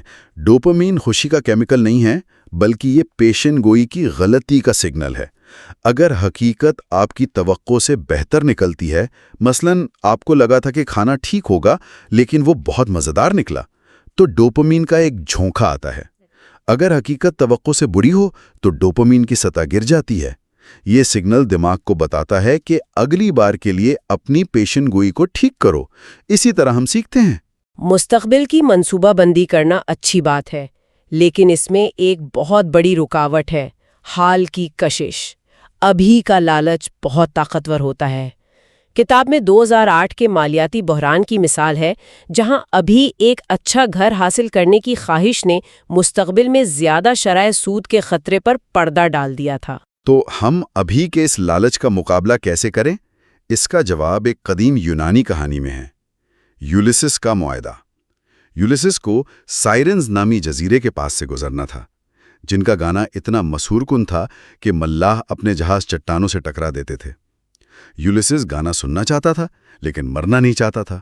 تو اس نے ایک زبردست ترکیب نکالی۔ اس نے اپنے آدمیوں کو حکم دیا کہ وہ اسے جہاز کے مستول سے مضبوطی سے باندھ دیں اور خود اپنے کانوں میں موم بھر لیں۔ اس نے کہا، جب میں چیخوں چلاؤں کہ مجھے کھولو تو میری بات بالکل مت سننا، بلکہ مجھے اور کس کر باندھ دینا۔ یعنی اس کے عقل مند موجودہ نفس نے اس کے جذباتی مستقبل کے نفس کو قابو کرنے کے لیے ایک معاہدہ کیا۔ اور ہم سب یہ ہر وقت کرتے ہیں، بس ہمیں اس کا احساس نہیں ہوتا۔ یہ یولیسس کا معاہدہ تو میں روز کرتی ہوں۔ جب میں صبح کا الارم لگاتی ہوں تو میں اپنے مستقبل کے سست نفس کو قابو کرنے کی کوشش کر رہی ہوتی ہوں۔ میں جانتی ہوں کہ صبح والی میں اٹھنا نہیں چاہے گی، اس لیے رات والی میں الارم کو بستر سے دور رکھ دیتی ہے تاکہ اسے اٹھنا ہی پڑے۔ ارکلے، یا جب کوئی طالب علم امتحانات کے دوران اپنا فیس بک پاسورڈ دوست کو دے دیتا ہے کہ وہ اسے بدل دے، تو وہ بھی یولیسس کا معاہدہ کر رہا ہوتا ہے۔ یہ تسلیم کرنا کہ ہم مختلف حالات میں مختلف لوگ ہوتے ہیں، بہتر فیصلے کرنے کی طرف پہلا قدم ہے۔ اچھا، لیکن کچھ فیصلے تو بالکل ہی بے تکے لگتے ہیں۔ اس میں تو کوئی اندرونی بحث نہیں لگتی۔ کتاب میں کچھ ایسے پوشیدہ عوامل کا ذکر ہے جو ہمارے فیصلوں پر اثر انداز ہوتے ہیں، جیسے پیرول بورڈ والی تحقیق۔ ہاں، وہ تحقیق واقعی چونکا دینے والی ہے۔ محققین نے ججوں کے 1000 سے زیادہ فیصلے دیکھے اور پایا کہ جج قیدیوں کو پیرول دیں گے یا نہیں، اس کا انحصار اس بات پر تھا کہ جج نے آخری بار کھانا کب کھایا تھا۔ ایک منٹ، کیا مطلب کسی کی آزادی کا فیصلہ اس بات پر ہو سکتا ہے کہ جج صاحب کو بھوک لگی ہے یا نہیں؟ یہ تو بہت ہی خوفناک بات ہے۔ یہ خوفناک ہے، لیکن یہ حقیقت ہے۔ کھانے کے وقفے کے فوراً بعد جب جج تازہ دم ہوتے تھے تو قیدی کے پیرول منظور ہونے کا امکان 65% ہوتا تھا، لیکن جیسے جیسے وقت گزرتا اور وقفے سے ٹھیک پہلے یہ امکان گر کر 20% سے بھی کم رہ جاتا تھا۔ اسے ایگو ڈپلیشن کہتے ہیں۔ قوت ارادی ایک محدود وسیلہ ہے۔ جب دماغ تھک جاتا ہے تو وہ آسان راستہ اختیار کرتا ہے، اور اکثر وہ نہیں کہنا ہوتا ہے۔ اور صرف بھوک ہی نہیں، ہارمونز بھی ہیں۔ آکسیٹوسن پر ایک تحقیق کا ذکر ہے کہ یہ مردوں کو اپنی ساتھی کے ساتھ زیادہ وفادار بناتا ہے۔ ہاں، جن مردوں کو آکسیٹوسن کا اسپرے دیا گیا، انہوں نے نہ صرف اپنی ساتھی کی تصاویر کو زیادہ پرکشش قرار دیا، بلکہ جب انہیں ایک پرکشش اجنبی خاتون کے قریب کھڑا کیا گیا تو انہوں نے لاشعوری طور پر اس سے زیادہ فاصلہ برقرار رکھا۔ یہ فیصلے ہماری اقدار سے آتے ہیں، لیکن ان کی جڑیں گہری حیاتیات میں ہیں۔ اگر ہمارے فیصلے بھوک، تھکاوٹ اور ہارمونز جیسے پوشیدہ حیاتیاتی عوامل سے اتنے متاثر ہوتے ہیں تو اس کا ہمارے معاشرے کے لیے کیا مطلب ہے، خاص طور پر قانون اور انصاف کے نظام کے لیے؟ یہ بہت بڑا سوال ہے۔ مثال کے طور پر منشیات کے خلاف جنگ کو دیکھیں۔ زیادہ تر نظام منشیات کی لت کو ایک اخلاقی ناکامی یا مجرمانہ فعل سمجھتے ہیں، اور اس کا حل قید ہے۔ لیکن اس سے مسئلہ حل نہیں ہوا۔ کتاب کہتی ہے کہ یہ نقطۂ نظر ہی غلط ہے۔ منشیات کی لت ایک حیاتیاتی مسئلہ ہے جہاں منشیات دماغ کے انعام کے نظام کو ہائی جیک کر لیتی ہیں۔ اس سے طلب والا نیٹ ورک اتنا طاقتور ہو جاتا ہے کہ وہ فیصلہ سازی کے پورے نظام پر حاوی ہو جاتا ہے۔ قید اس حیاتیاتی مسئلے کو حل نہیں کرتی۔ بالکل، بہتر حکمت عملی یہ ہے کہ ہم عادی شخص کے دماغ پر توجہ دیں۔ یہاں ٹیکنالوجی مدد کر سکتی ہے۔ کتاب میں real time FMRI feedback کا ذکر ہے۔ کیرن نامی ایک کوکین کی عاجی مریضہ کو برین سکینر میں بٹھایا جاتا ہے۔ اسے کوکین کی تصویریں دکھائی جاتی ہیں تاکہ اس کا طلب کرنے والا نیٹ ورک فعال ہو۔ اور پھر اسے کہا جاتا ہے کہ وہ اس کے نقصانات کے بارے میں سوچے، جس سے اس کا دباؤ ڈالنے والا یا کنٹرول کرنے والا نیٹ ورک فعال ہوتا ہے۔ ہاں، اور اسکرین پر اسے ایک سپیڈومیٹر کی طرح فیڈ بیک ملتا ہے جو دکھاتا ہے کہ ان دونوں نیٹ ورکس کی جنگ کون جیت رہا ہے۔ بار بار مشق کرنے سے وہ اپنے دماغ کے کنٹرول والے حصے کو مضبوط کرنا سیکھ رہی ہے۔ یہ اسے انتخاب کرنے کی بہتر صلاحیت دے رہا ہے، نہ کہ اسے مجبور کر رہا ہے۔ یہ دماغ کے لیے ایک جم کی طرح ہے۔ اور یہ نظریہ صرف منشیات کی لت تک محدود نہیں، اسے پورے فوجداری نظام انصاف پر لاگو کیا جا سکتا ہے۔ مینڈیٹوٹا جوینائل ٹریٹمنٹ سینٹر کی مثال ہے، جہاں نوجوان مجرموں کو صرف سزا نہیں دی جاتی بلکہ ان کے دماغوں کو بہتر فیصلے کرنے کی تربیت دی جاتی ہے۔ یہ نظام انتقام پر نہیں، بحالی پر مبنی ہے۔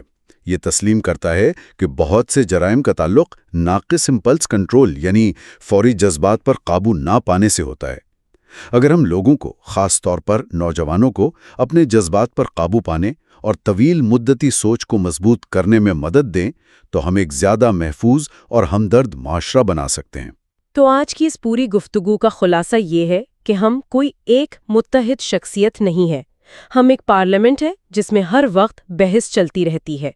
ہماری شناخت ان اندرونی لڑائیوں کا نتیجہ ہے، اور ان لڑائیوں کو سمجھنا ہی خود کو سمجھنے اور بہتر انتخاب کرنے کی کلید ہے۔ اور میں سننے والوں کے لیے ایک سوال چھوڑ کر جاؤں گا۔ اگر ہمارے فیصلے بھوک، ہارمونز اور ہمارے نیورل نیٹ ورکس کی حالت جیسے پوشیدہ حیاتیاتی عوامل سے اتنے زیادہ متاثر ہوتے ہیں تو پھر آزاد مرضی یعنی فری ول کے تصور کا کیا مطلب ہے؟ کیا ہم واقعی ڈرائیور کی سیٹ پر ہیں، یا ہم صرف ایک ایسی حکومت کے پریس سیکرٹری ہیں جو ان فیصلوں کی وضاحت کرتی ہے جو ہمارے اندر گہرائی میں پہلے ہی ہو چکے ہوتے ہیں؟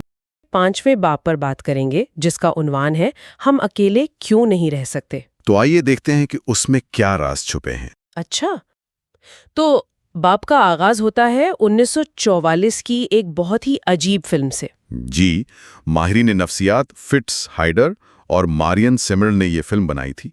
इसमें कोई अदाकार नहीं, कोई डायलॉग नहीं, सिर्फ कुछ हिंदसी शक्लें थीं। हिंदसी शक्लें मतलब? हाँ, एक दायरा और दो तकोन जो एक स्क्रीन पर इधर उधर घूम रहे थे, बस। और लोगों का रद्द अमल क्या था? यही तो हैरान करना बात थी। जब लोगों को ये फिल्म दिखाकर पूछा गया कि आपने क्या देखा, तो किसी ने ये नहीं कहा कि एक तकोन बाईं तरफ गया। तो फिर उन्होंने क्या कहा? तकरीबन हर शख्स ने एक पूरी कहानी सुना दी। किसी ने एक मोहब्बत की दास्तान, किसी ने कहा कि एक गुंडा तकोन मासूम दायरे को तंग कर रहा था, लड़ाई, ताकुब और आखिर में फतह की कहानियां। यानी हमारा दिमाग खाली जगहों को सामाजिक कहानियों से भर देता है। हम सिर्फ हरकत नहीं देखते, हम इरादे देखते हैं। बिल्कुल। और देखिए, ये कोई सीखी भी आदत नहीं है, ये हमारी बुनियादी प्रोग्रामिंग का हिस्सा है। इसका कोई सबूत भी है? जी, इसका सबसे बड़ा सबूत छोटे बच्चों पर किए गए तजर्बात हैं। येल यूनिवर्सिटी में 1 साल से भी कम उम्र के बच्चों को एक कठपुतली का शो दिखाया गया। अच्छा। शो में एक बत्तख एक डब्बा खोलने की कोशिश कर रही थी।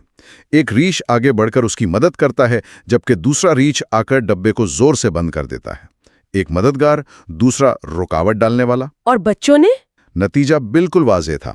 जब उन्हें दोनों में से एक रीछ को चुनने का मौका दिया गया, तो तकरीबन तमाम बच्चों ने, जो अभी ठीक से बोलना भी नहीं सीखे थे, मददगार रीछ की तरफ हाथ बढ़ाया। कमाल है। यानी दूसरों के इरादों को परखने की सलाहियत हम में पैदाइशी तौर पर मौजूद है। जी, ये हमारे जिंदा रहने की एक बुनियादी समाजी जिबलत है। ये तो बचपन की बात हुई, लेकिन जब हम बड़े होते हैं तो ये समाजी इशारे बहुत ज्यादा पेचीदा हो जाते हैं। चेहरे के तासुरात, आवाज का उतार चढ़ाव, ये तो एक पूरी जुबान है। सही। और इसकी असल अहमियत तब समझ आती है जब किसी के पास ये सलाहियत ना हो। जॉन रॉबिन्सन की कहानी उसकी एक जबरदस्त मिसाल है। जॉन रॉबिन्सन, जिन्हें 40 साल की उम्र में एस्पर्जस की तशखीस हुई थी। जी वही। वो मशीनों के साथ तो एक जादूगर थे, लेकिन लोगों के चेहरों से निकलने वाले लतीफ इशारों को समझना उनके लिए एक नाकाबिले फहम मुअम्मा था। फिर उनकी जिंदगी में हार्वर्ड मेडिकल स्कूल का वो तजुर्बा आया, ट्रांसक्रेनियल मैग्नेटिक स्टिमुलेशन यानी TMS का इस्तेमाल। हाँ, और ये किसी साइंस फिक्शन फिल्म जैसा था। मैग्नेटिक लहरों के जरिए उनके दिमाग के खास हिस्से को मुतहरिक किया गया। और उसका नतीजा? जॉन के लिए जब ये हिस्सा अनलॉक हुआ तो उसने बताया कि उसे पहली बार महसूस हुआ जैसे लोगों के चेहरों से भी मालूमात निकलती हैं। उसने कहा, ऐसा लगा जैसे मेरी दुनिया जो पहले ब्लैक एंड व्हाइट थी, अचानक रंगीन हो गई है। वाह! तो जिन लोगों में ये सलाहियत होती है, उनमें ये काम कैसे करती है? यहीं पर मिररिंग का तस्वुर आता है ना? बिल्कुल। लैब के तजुर्बात से पता चला है कि जब हम किसी को मुस्कुराते हुए देखते हैं तो हमारे चेहरे के मुस्कुराने वाले पट्टे बहुत ही लतीफ सतह पर खुद ब खुद हरकत में आ जाते हैं। हम लाशऊरी तौर पर दूसरों के तासुरात की नकल करते हैं। जी, और इसी से जुड़ी एक बहुत ही दिलचस्प तहकीक बोटॉक्स के बारे में है। अच्छा, बोटॉक्स तो झुर्रियों को रोकने के लिए होता है, इसका इससे क्या ताल्लुक है और बहुत गहरा। तहकीक से पता चला कि जो लोग बोटॉक्स इस्तेमाल करते हैं वो न सिर्फ दूसरों के तासरात की कम नकल करते हैं, बल्कि वो दूसरों के जज्बात को पहचानने में भी थोड़े कमजोर हो जाते हैं। बिल्कुल। नजरिया ये है कि हम दूसरों के जज्बात को समझने के लिए लाशऊरी तौर पर उनके चेहरे के तासरात को अपने चेहरे पर आजमा कर देखते हैं। जब ये सलाहियत कम हो जाती है तो समझ भी मुतासिर होती है। तो इसका मतलब ये है कि हमदर्दी सिर्फ एक ज़हनी अमल नहीं, ये एक जिस्मानी अमल भी है। ये तो कमाल की बात है। और ये जिस्मानी एहसास हमें हमदर्दी यानी एम्पैथी की तरफ ले जाता है। हमारे दिमाग में दर्द के लिए एक पूरा सर्किट बना हुआ है जिसे माहिरीन पेन मैट्रिक्स कहते हैं। ठीक है, ये तो समझ में आता है। जब हमें चोट लगती है तो ये हिस्सा मुतहर्रिक होता है। जी, लेकिन हैरानकुन बात यह है, जब आप किसी और को तकलीफ में देखते हैं तो आपके दिमाग का वही पेन मैट्रिक्स, खास तौर पर उसके जज्बाती हिस्से, मुतहर्रिक हो जाते हैं। यानी हम लफ्जी तौर पर दूसरों का दर्द महसूस करते हैं। बिल्कुल। यही वजह है कि फिल्में और कहानियां हम पर इतना गहरा असर डालती हैं। हमारा दिमाग उन किरदारों के दर्द और खुशी को अपना समझने लगता है। और जब ये समाजी राब्ता हमसे छीन लिया जाए तो क्या होता है? सारा शोर्ड की कहानी इसकी एक खौफनाक मिसाल है। 410 दिन कैद तन्हाई में सारा बताती हैं कि वक्त गुजरने के साथ उनका अपना दिमाग ही उनका दुश्मन बन गया। उन्हें वहम होने लगे। वो कहती हैं कि वो अपने सेल में धूप की रोशनी में उड़ते हुए धूल के ज़र्रात को दूसरे इंसान समझने लगीं। ये तो बहुत ही खौफनाक है। उनकी कहानी से ये वाज़े होता है कि इंसानी दिमाग को फलने फूलने के लिए समाजी राब्ते की उतनी ही ज़रूरत है जितनी खुराक और ऑक्सीजन की। ये तो एक इंतहाई सूरत हाल है। लेकिन क्या रोजमर्रा की जिंदगी में भी ऐसा होता है, जैसे किसी को नजरअंदाज करना? इसका जवाब एक और तजर्बे से मिलता है। MRI स्कैनर के अंदर लोगों को एक वर्चुअल बॉल फेंकने का गेम खेलने को कहा गया। ठीक है। कुछ देर बाद दूसरे खिलाड़ियों ने, जो दरअसल कंप्यूटर थे, उस शख्स को खेल से बाहर कर दिया। और उसके दिमाग में क्या हुआ? स्कैन्स ने दिखाया कि जैसे ही उन्हें समाजी तौर पर मुस्तरद किया गया, उनके दिमाग के वही हिस्से मुतहर्रक हुए जो जिस्मानी दर्द के वक्त होते हैं। ये तो नाकाबिले यकीन है। यानी समाजी तौर पर नजरअंदाज किए जाने का दर्द और घुटने पर चोट लगने का दर्द दिमाग के लिए एक जैसा है? जी, समाजी दर्द दिमाग के लिए हकीकी दर्द है। ये शायद एक इर्तिकाई अलार्म सिस्टम है जो हमें ग्रोह से जुड़े रहने की तरगीब देता है। और यही ग्रोह बनाने की ख्वाहिश हमें ग्रुप सिलेक्शन के नजरिए की तरफ ले जाती है। यानी वो ग्रोह ज्यादा कामयाब होते हैं जो आपस में ताउन करते हैं। लेकिन इस सिक्के का एक दूसरा बहुत तारीक पहलू भी है।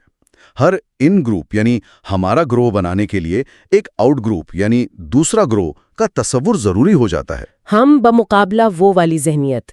बिल्कुल। और यही ज़हनियत तारीख की बदतरीन नस्लकुशी की जड़ है, जैसे रवांडा या स्रेब्रेनिया में हुआ।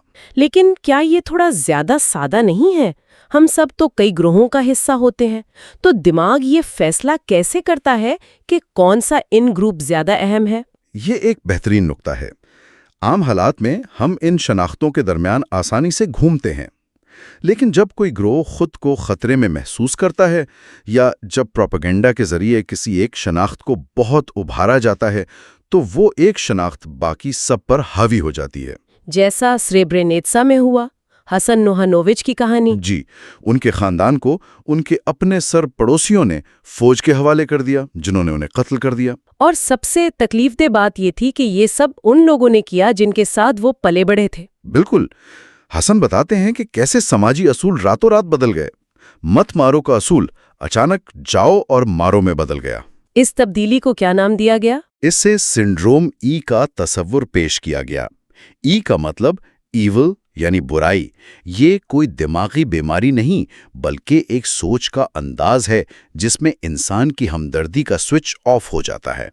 तो ये हमदर्दी का स्विच आखिर बंद कैसे होता है? क्या ये अचानक होता है?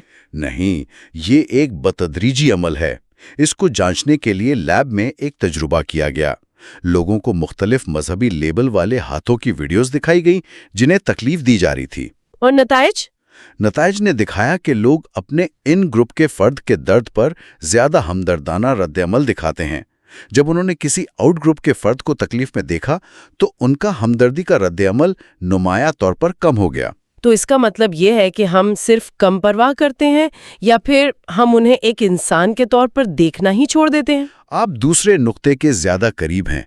ये हमें डीह्यूमनाइजेशन यानी गैर इंसानी बनाने के अमल की तरफ ले जाता है। अच्छा। एक तहकीक से पता चला कि जब हम किसी बेघर शख्स जैसी तस्वीर देखते हैं तो हमारे दिमाग का वो हिस्सा जो दूसरे इंसानों के बारे में सोचने के लिए जिम्मेदार है, वो तकरीबन बंद हो जाता है। दिमाग उसे एक इंसान के तौर पर रजिस्टर ही नहीं करता, बल्कि एक चीज के तौर पर देखता है। जी। और जब कोई इंसान ही ना रहे तो उस पर इंसानी अखलाकियात लागू नहीं होती। प्रोपेगेंडा बिल्कुल इसी अमल को बड़े पैमाने पर इस्तेमाल करता है। तो अगर प्रोपेगेंडा हमारे दिमाग को नफरत के लिए प्रोग्राम कर सकता है, तो क्या कोई ऐसा तरीका है जिससे हम उसे हमदर्दी के लिए दोबारा प्रोग्राम कर सकें? इसका जवाब शायद 1968 के एक मशहूर तजर्बे में मिलता है। एक टीचर जेन एलियट ने अपनी क्लास को आंखों के रंग की बुनियाद पर 2 ग्रोहों में तकसीम कर दिया। नीली आंखों वाले बेहतर और भूरी आंखों वाले कमतर। और इसका असर फौरी और चौंका देने वाला था। आला ग्रोह के बच्चे जालिम हो गए और अदना ग्रोह के बच्चे एहसासे कमतरी का शिकार हो गए। बिल्कुल। और फिर अगले दिन जेन एलियट ने किरदारों को उलट दिया। अब भूरी आंखों वाले आला थे। इससे बच्चों को तासुब का बराह रास्त जाती तजर्बा हुआ। जी। उन्हें ये समझने का मौका मिला कि दूसरे के जूतों में खड़े होकर कैसा महसूस होता है। इस तजर्बे में शामिल साबिक तलबा आज भी कहते हैं कि इस तजर्बे ने उनकी दुनिया को हमेशा के लिए बदल दिया। बिल्कुल, और यही इसका सबक है। इस तरह की तालीम जो हमें दूसरे के नुक्ता नज़र से सोचने पर मजबूर करती है, नस्ल कुशी को रोकने में किलीदी किरदार अदा कर सकती है। जब हम ये समझते हैं कि हमारा दिमाग ग्रोहबंदी के लिए कैसे प्रोग्राम्ड है, तभी हम उसके तबाहकुन नताइज से बचने की उम्मीद कर सकते हैं। तो आज की इस गहरी गुफ्तगू का खुलासा ये है कि इंसानी दिमाग बुनियादी तौर पर एक सामाजी उज़्व है। हम एक दूसरे के बगैर नामुकम्मल हैं। जी, और अगरचे हमारी यही समाजी जिबलतें हमें हम बमुकाबला वो की खतरनाक तकसीम की तरफ ले जा सकती हैं, लेकिन यही ताआवन और हमदर्दी की सलाहियत हमारी इंसानी कामयाबी की कहानी का मरकज़ भी है। बिल्कुल। और मैं एक हतमी सोच पेश करना चाहूँगा। हम अक्सर ये समझते हैं कि हमारी ज़ात हमारी जिल्द की सरहद पर ख़त्म हो जाती है, लेकिन एक लिहाज से आपके न्यूरॉन्स और इस सैयारे पर मौजूद हर दूसरे शख्स के न्यूरॉन्स मिलकर एक बहुत बड़ा, मुसलसल बदलता हुआ सुपर ऑर्गेनिज्म बनाते हैं। ये एक बहुत गहरा ख्याल है।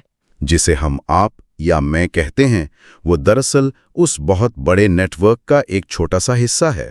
और ये हमारे सामीन के लिए एक सवाल छोड़ जाता है।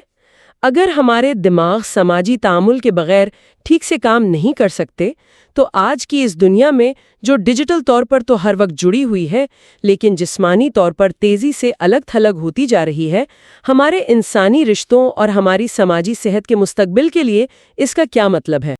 किताब का 6वां बाब है, जिसका उन्वान है हम कौन होंगे, और ये हमें टेक्नोलॉजी और इंसानियत के संगम पर एक नाकाबिले यकीन सफर पर ले जाता है। देखिए, इंसानी जिस्म है तो एक कमाल की मशीन, इसमें कोई शक नहीं। जी। 40 ट्रिलियन खलिए एक साथ मिलकर काम करते हैं, ये कोई मामूली बात तो नहीं है, लेकिन जाहिर है इसकी भी अपनी हदें हैं। बिल्कुल, ये हमेशा नहीं चल सकता। जी, लेकिन हम तारीख में पहली बार उस मकाम पर खड़े हैं जहां हम सिर्फ कुदरत के रहमो करम पर नहीं हैं, हम अपने ही हार्डवेयर को, अपने जिस्म को अपग्रेड करने के औजार बना रहे हैं। और ये सफर शुरू होता है हमारे जिस्म के सबसे पुरस्रार और ताकतवर हिस्से से, यानी दिमाग से। बिल्कुल। और ये हमें बाब के पहले हिस्से की तरफ ले जाता है, एक लचकदार कंप्यूटेशनल डिवाइस। यहाँ बात हो रही है दिमाग की एक ऐसी, आप कह लें, जादुई ताकत की जिसे साइंसदान ब्रेन प्लास्टिसिटी कहते हैं। आसान लफ्जों में इसका मतलब है कि हमारा दिमाग पत्थर की लकीर नहीं है, बल्कि ये खुद को हालात के मुताबिक बदल सकता है, नए रास्ते बना सकता है। तो इसकी कोई मिसाल है हमारे पास? इसकी सबसे ज्यादा हैरानकुन और शायद दिल दहला देने वाली मिसाल कैमरन मोट नामी एक छोटी बच्ची की है। अच्छा। 4 साल की उम्र में उसे शदीद मिर्गी के दौरे पड़ने लगे। ये एक बहुत नायाब बीमारी थी जो उसके दिमाग के एक हिस्से को आहिस्ता आहिस्ता खत्म कर रही थी। ओह, ये तो बहुत खौफनाक है। जी, और डॉक्टरों के पास सिर्फ एक ही रास्ता बचा था। उन्होंने कैमरॉन का आधा दिमाग निकालने का फैसला किया। क्या? आधा दिमाग? ये सुनकर ही रोंगटे खड़े हो जाते हैं। कोई आधे दिमाग के साथ कैसे जिंदा रह सकता है? यही तो दिमाग की प्लास्टिसिटी का कमाल है। ऑपरेशन के बाद जो तकरीबन 12 घंटे चला, कैमरॉन का जो बचा हुआ आधा दिमाग था ना, उसने खुद को दोबारा मुनज़्ज़म करना शुरू कर दिया। उसने वो तमाम काम संभाल लिए जो दिमाग का निकाला गया हिस्सा करता था, जिस्म की हरकत, जुबान, सब कुछ। नाकाबिले यकीन। तो आज वो कैसी हैं? आज कैमरन एक आम जिंदगी गुजार रही है, स्कूल जाती है, खेलती है। इससे ये साबित हुआ कि दिमाग कोई फिक्स्ड हार्डवेयर नहीं, ये एक लाइववेयर है, एक ऐसा सिस्टम जो खुद को ठीक कर सकता है। वाओ, यानी हमारा दिमाग पहले से तयशुदा प्रोग्राम पर नहीं चलता। अच्छा, अगर दिमाग इतना लचकदार है तो इससे अगला सवाल ये पैदा होता है कि क्या हम इसमें नई चीजें जोड़ सकते हैं? बिल्कुल। ये हमें बाब के अगले हिस्से पेरिफेरल डिवाइसेस को जोड़ना की तरफ ले जाता है, यानी मशीनें बराह रास्त दिमाग से जोड़ना। जी, और इसकी बेहतरीन मिसालें हैं कॉक्लियर इम्प्लांट्स, यानी मसनूई समात, और रेटिनल इम्प्लांट्स भी, मसनूई बसारत के लिए। जी, शुरू में साइंसदानों को बहुत शक था कि क्या दिमाग इन गैर हयातियाती धाती आलात से आने वाले अजीबो-गरीब सिग्नल्स को कभी समझ भी पाएगा। ये तो ऐसा है जैसे आप किसी ऐसी जुबान में बात सुन रहे हो जो आपको आती ही ना हो। बिल्कुल। दिमाग ने वही किया जो वो हमेशा करता है, इसने पैटर्न ढूंढना शुरू कर दिया। एक कॉक्लियर इम्प्लांट सारिफ हैं माइकल कोरूस्ट, उन्होंने अपना तजुर्बा बयान किया है। अच्छा, जब उनका आला पहली बार ऑन हुआ और किसी ने उनसे पहला जुमला कहा तो उन्हें सिर्फ एक बेमानी शोर सुनाई दिया, कुछ ऐसा जीजीर और ब्रफ जिज। यानी शुरू में ये एक नाकाम तजुर्बा लग रहा था, कोई मतलब ही नहीं था इस आवाज का। बिल्कुल, लेकिन चंद महीनों की प्रैक्टिस के बाद उनके दिमाग ने उस शोर में पैटर्न तलाश कर लिए। उसने सीख लिया कि कौन सा सिग्नल किस आवाज से मिलता है। तो फिर क्या हुआ? वही जुमला जो पहले एक बेतरतीब शोर था, अब साफ तौर पे ये बन गया, what did you have for breakfast. कमाल है। इसका मतलब तो ये हुआ कि हमारा दिमाग हकीकत को सुनता या देखता नहीं, बल्कि उसे बनाता है। आपने बिल्कुल सही नुक्ता पकड़ा। इसे बस खाम मालूमात दे दें, चाहे वो किसी भी जरिए से आए, और वो उसे एक पूरी दुनिया बना देगा। अच्छा, तो अगर दिमाग किसी भी किस्म का सिग्नल कबूल कर सकता है, तो फिर हम सिर्फ अपनी पुरानी हिस्सों को ठीक करने पर क्यों रुके?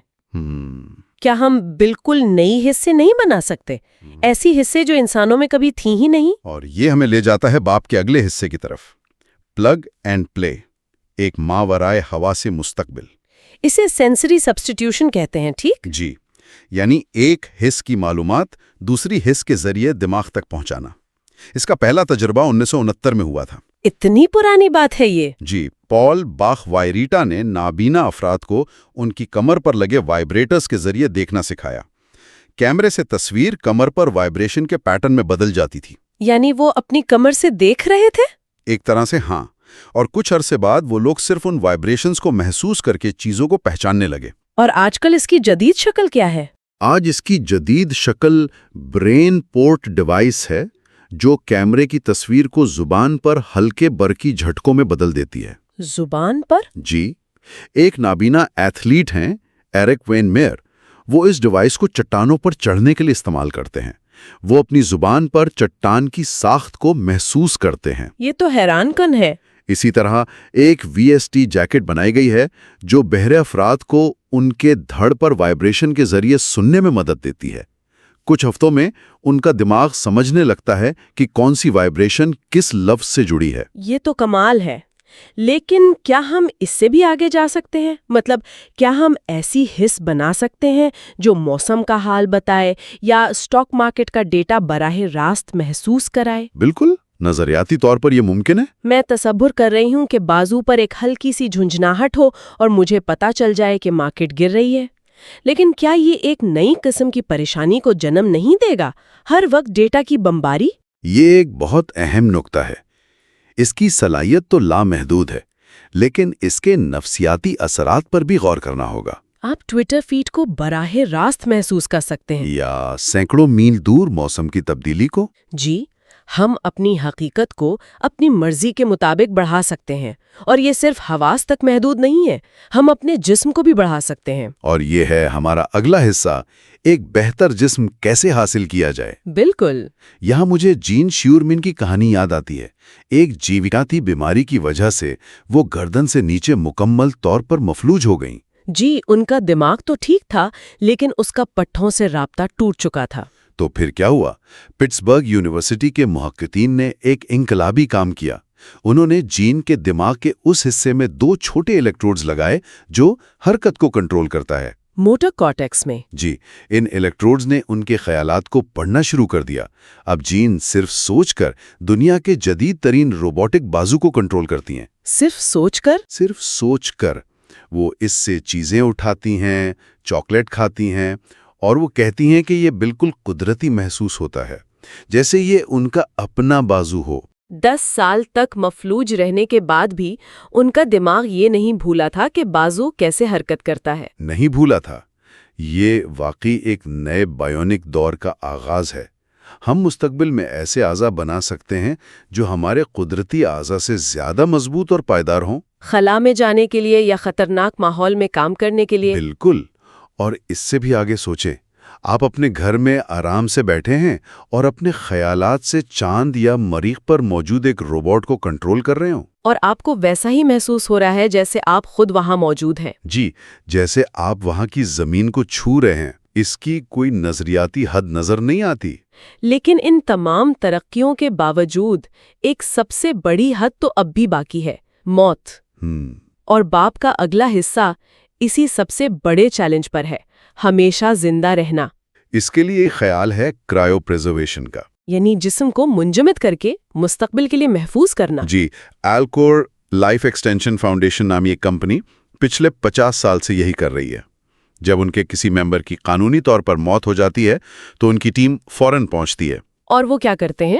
وہ جسم کو برف میں رکھتے ہیں اور خون کی نالیوں میں 16 مختلف کیمیکلز داخل کرتے ہیں تاکہ خلیوں کو برف کے کرسٹل بننے سے بچایا جا سکے۔ اچھا۔ پھر جسم کو آہستہ آہستہ -196 ڈگری سیلسیس پر ٹھنڈا کر کے مایا نائٹروجن کے بڑے ٹینکوں میں محفوظ کر دیا جاتا ہے۔ ایک منٹ، یہ تو سائنس فکشن فلموں جیسا لگ رہا ہے۔ کیا یہ واقعی ممکن ہے؟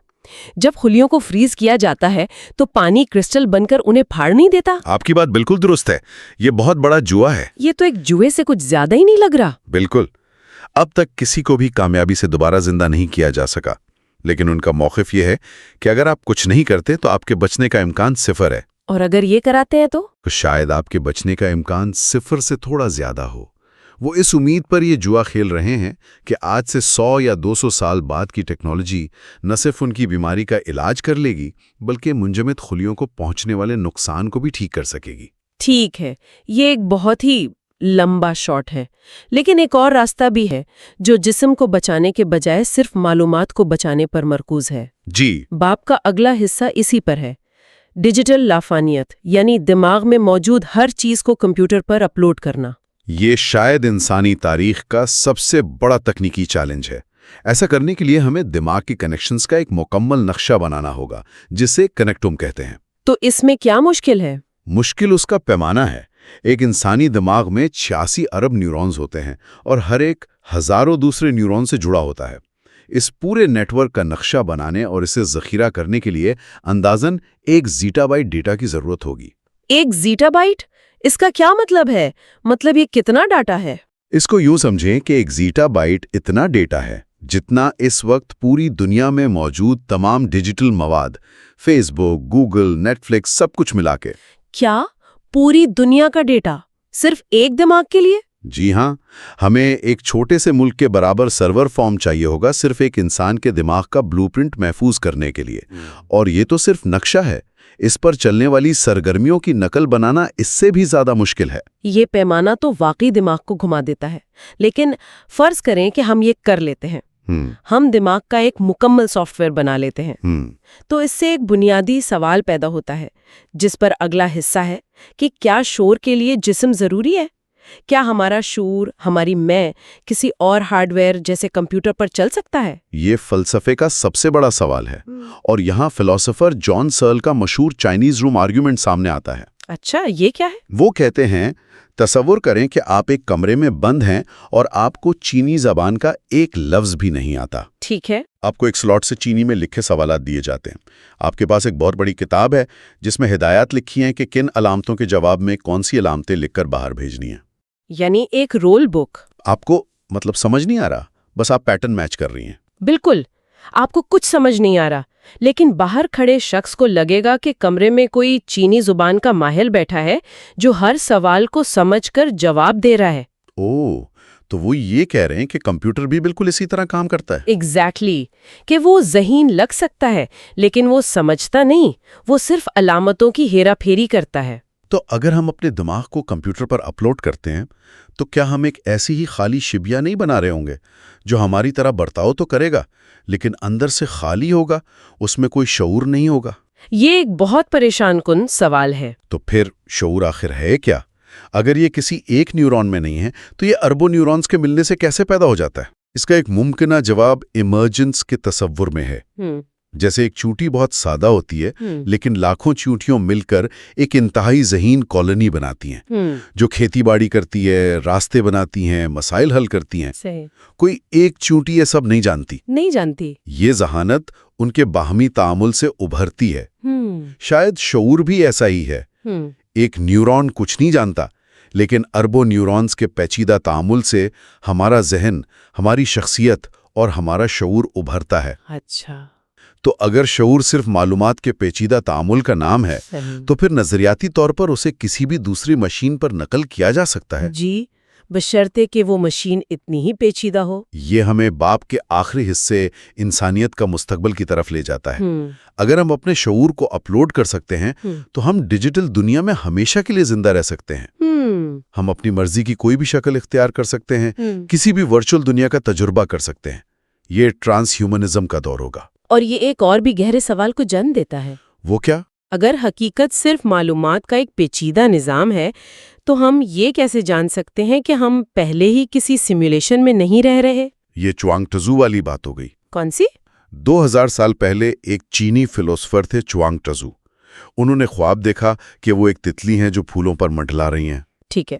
جب وہ جاگے تو انہوں نے خود سے پوچھا، کیا میں چوانگ ٹزو ہوں جس نے تتلی ہونے کا خواب دیکھا، یا میں اب ایک تتلی ہوں جو چوانگ ٹزو ہونے کا خواب دیکھ رہی ہے؟ واہ، ہماری اپنی حقیقت کی نوعیت ہی ایک سوالیہ نشان بن جاتی ہے۔ یہ سب سننے کے بعد میرا تو دماغ گھوم گیا ہے۔ ہم نے بات شروع کی تھی ایک بچی کے دماغ کے آپریشن سے، اور اب ہم ڈیجیٹل لافانیت اور کائنات کی حقیقت پر سوال اٹھا رہے ہیں۔ سفر بہت لمبا تھا۔ بالکل۔ ہم نے دیکھا کہ کیسے ہم اپنی حسیات کو بڑھا سکتے ہیں، اپنے جسموں کو بہتر بنا سکتے ہیں، اور شاید اپنی جسمانی حدود کو ہمیشہ کے لیے پیچھے چھوڑ سکتے ہیں۔ آخر میں ایک سوچ چھوڑے جاتے ہیں۔ ہم شاید انسانی تاریخ کی پہلی نسل ہیں جس کے پاس اپنی تقدیر خود لکھنے کے اوزار ہیں۔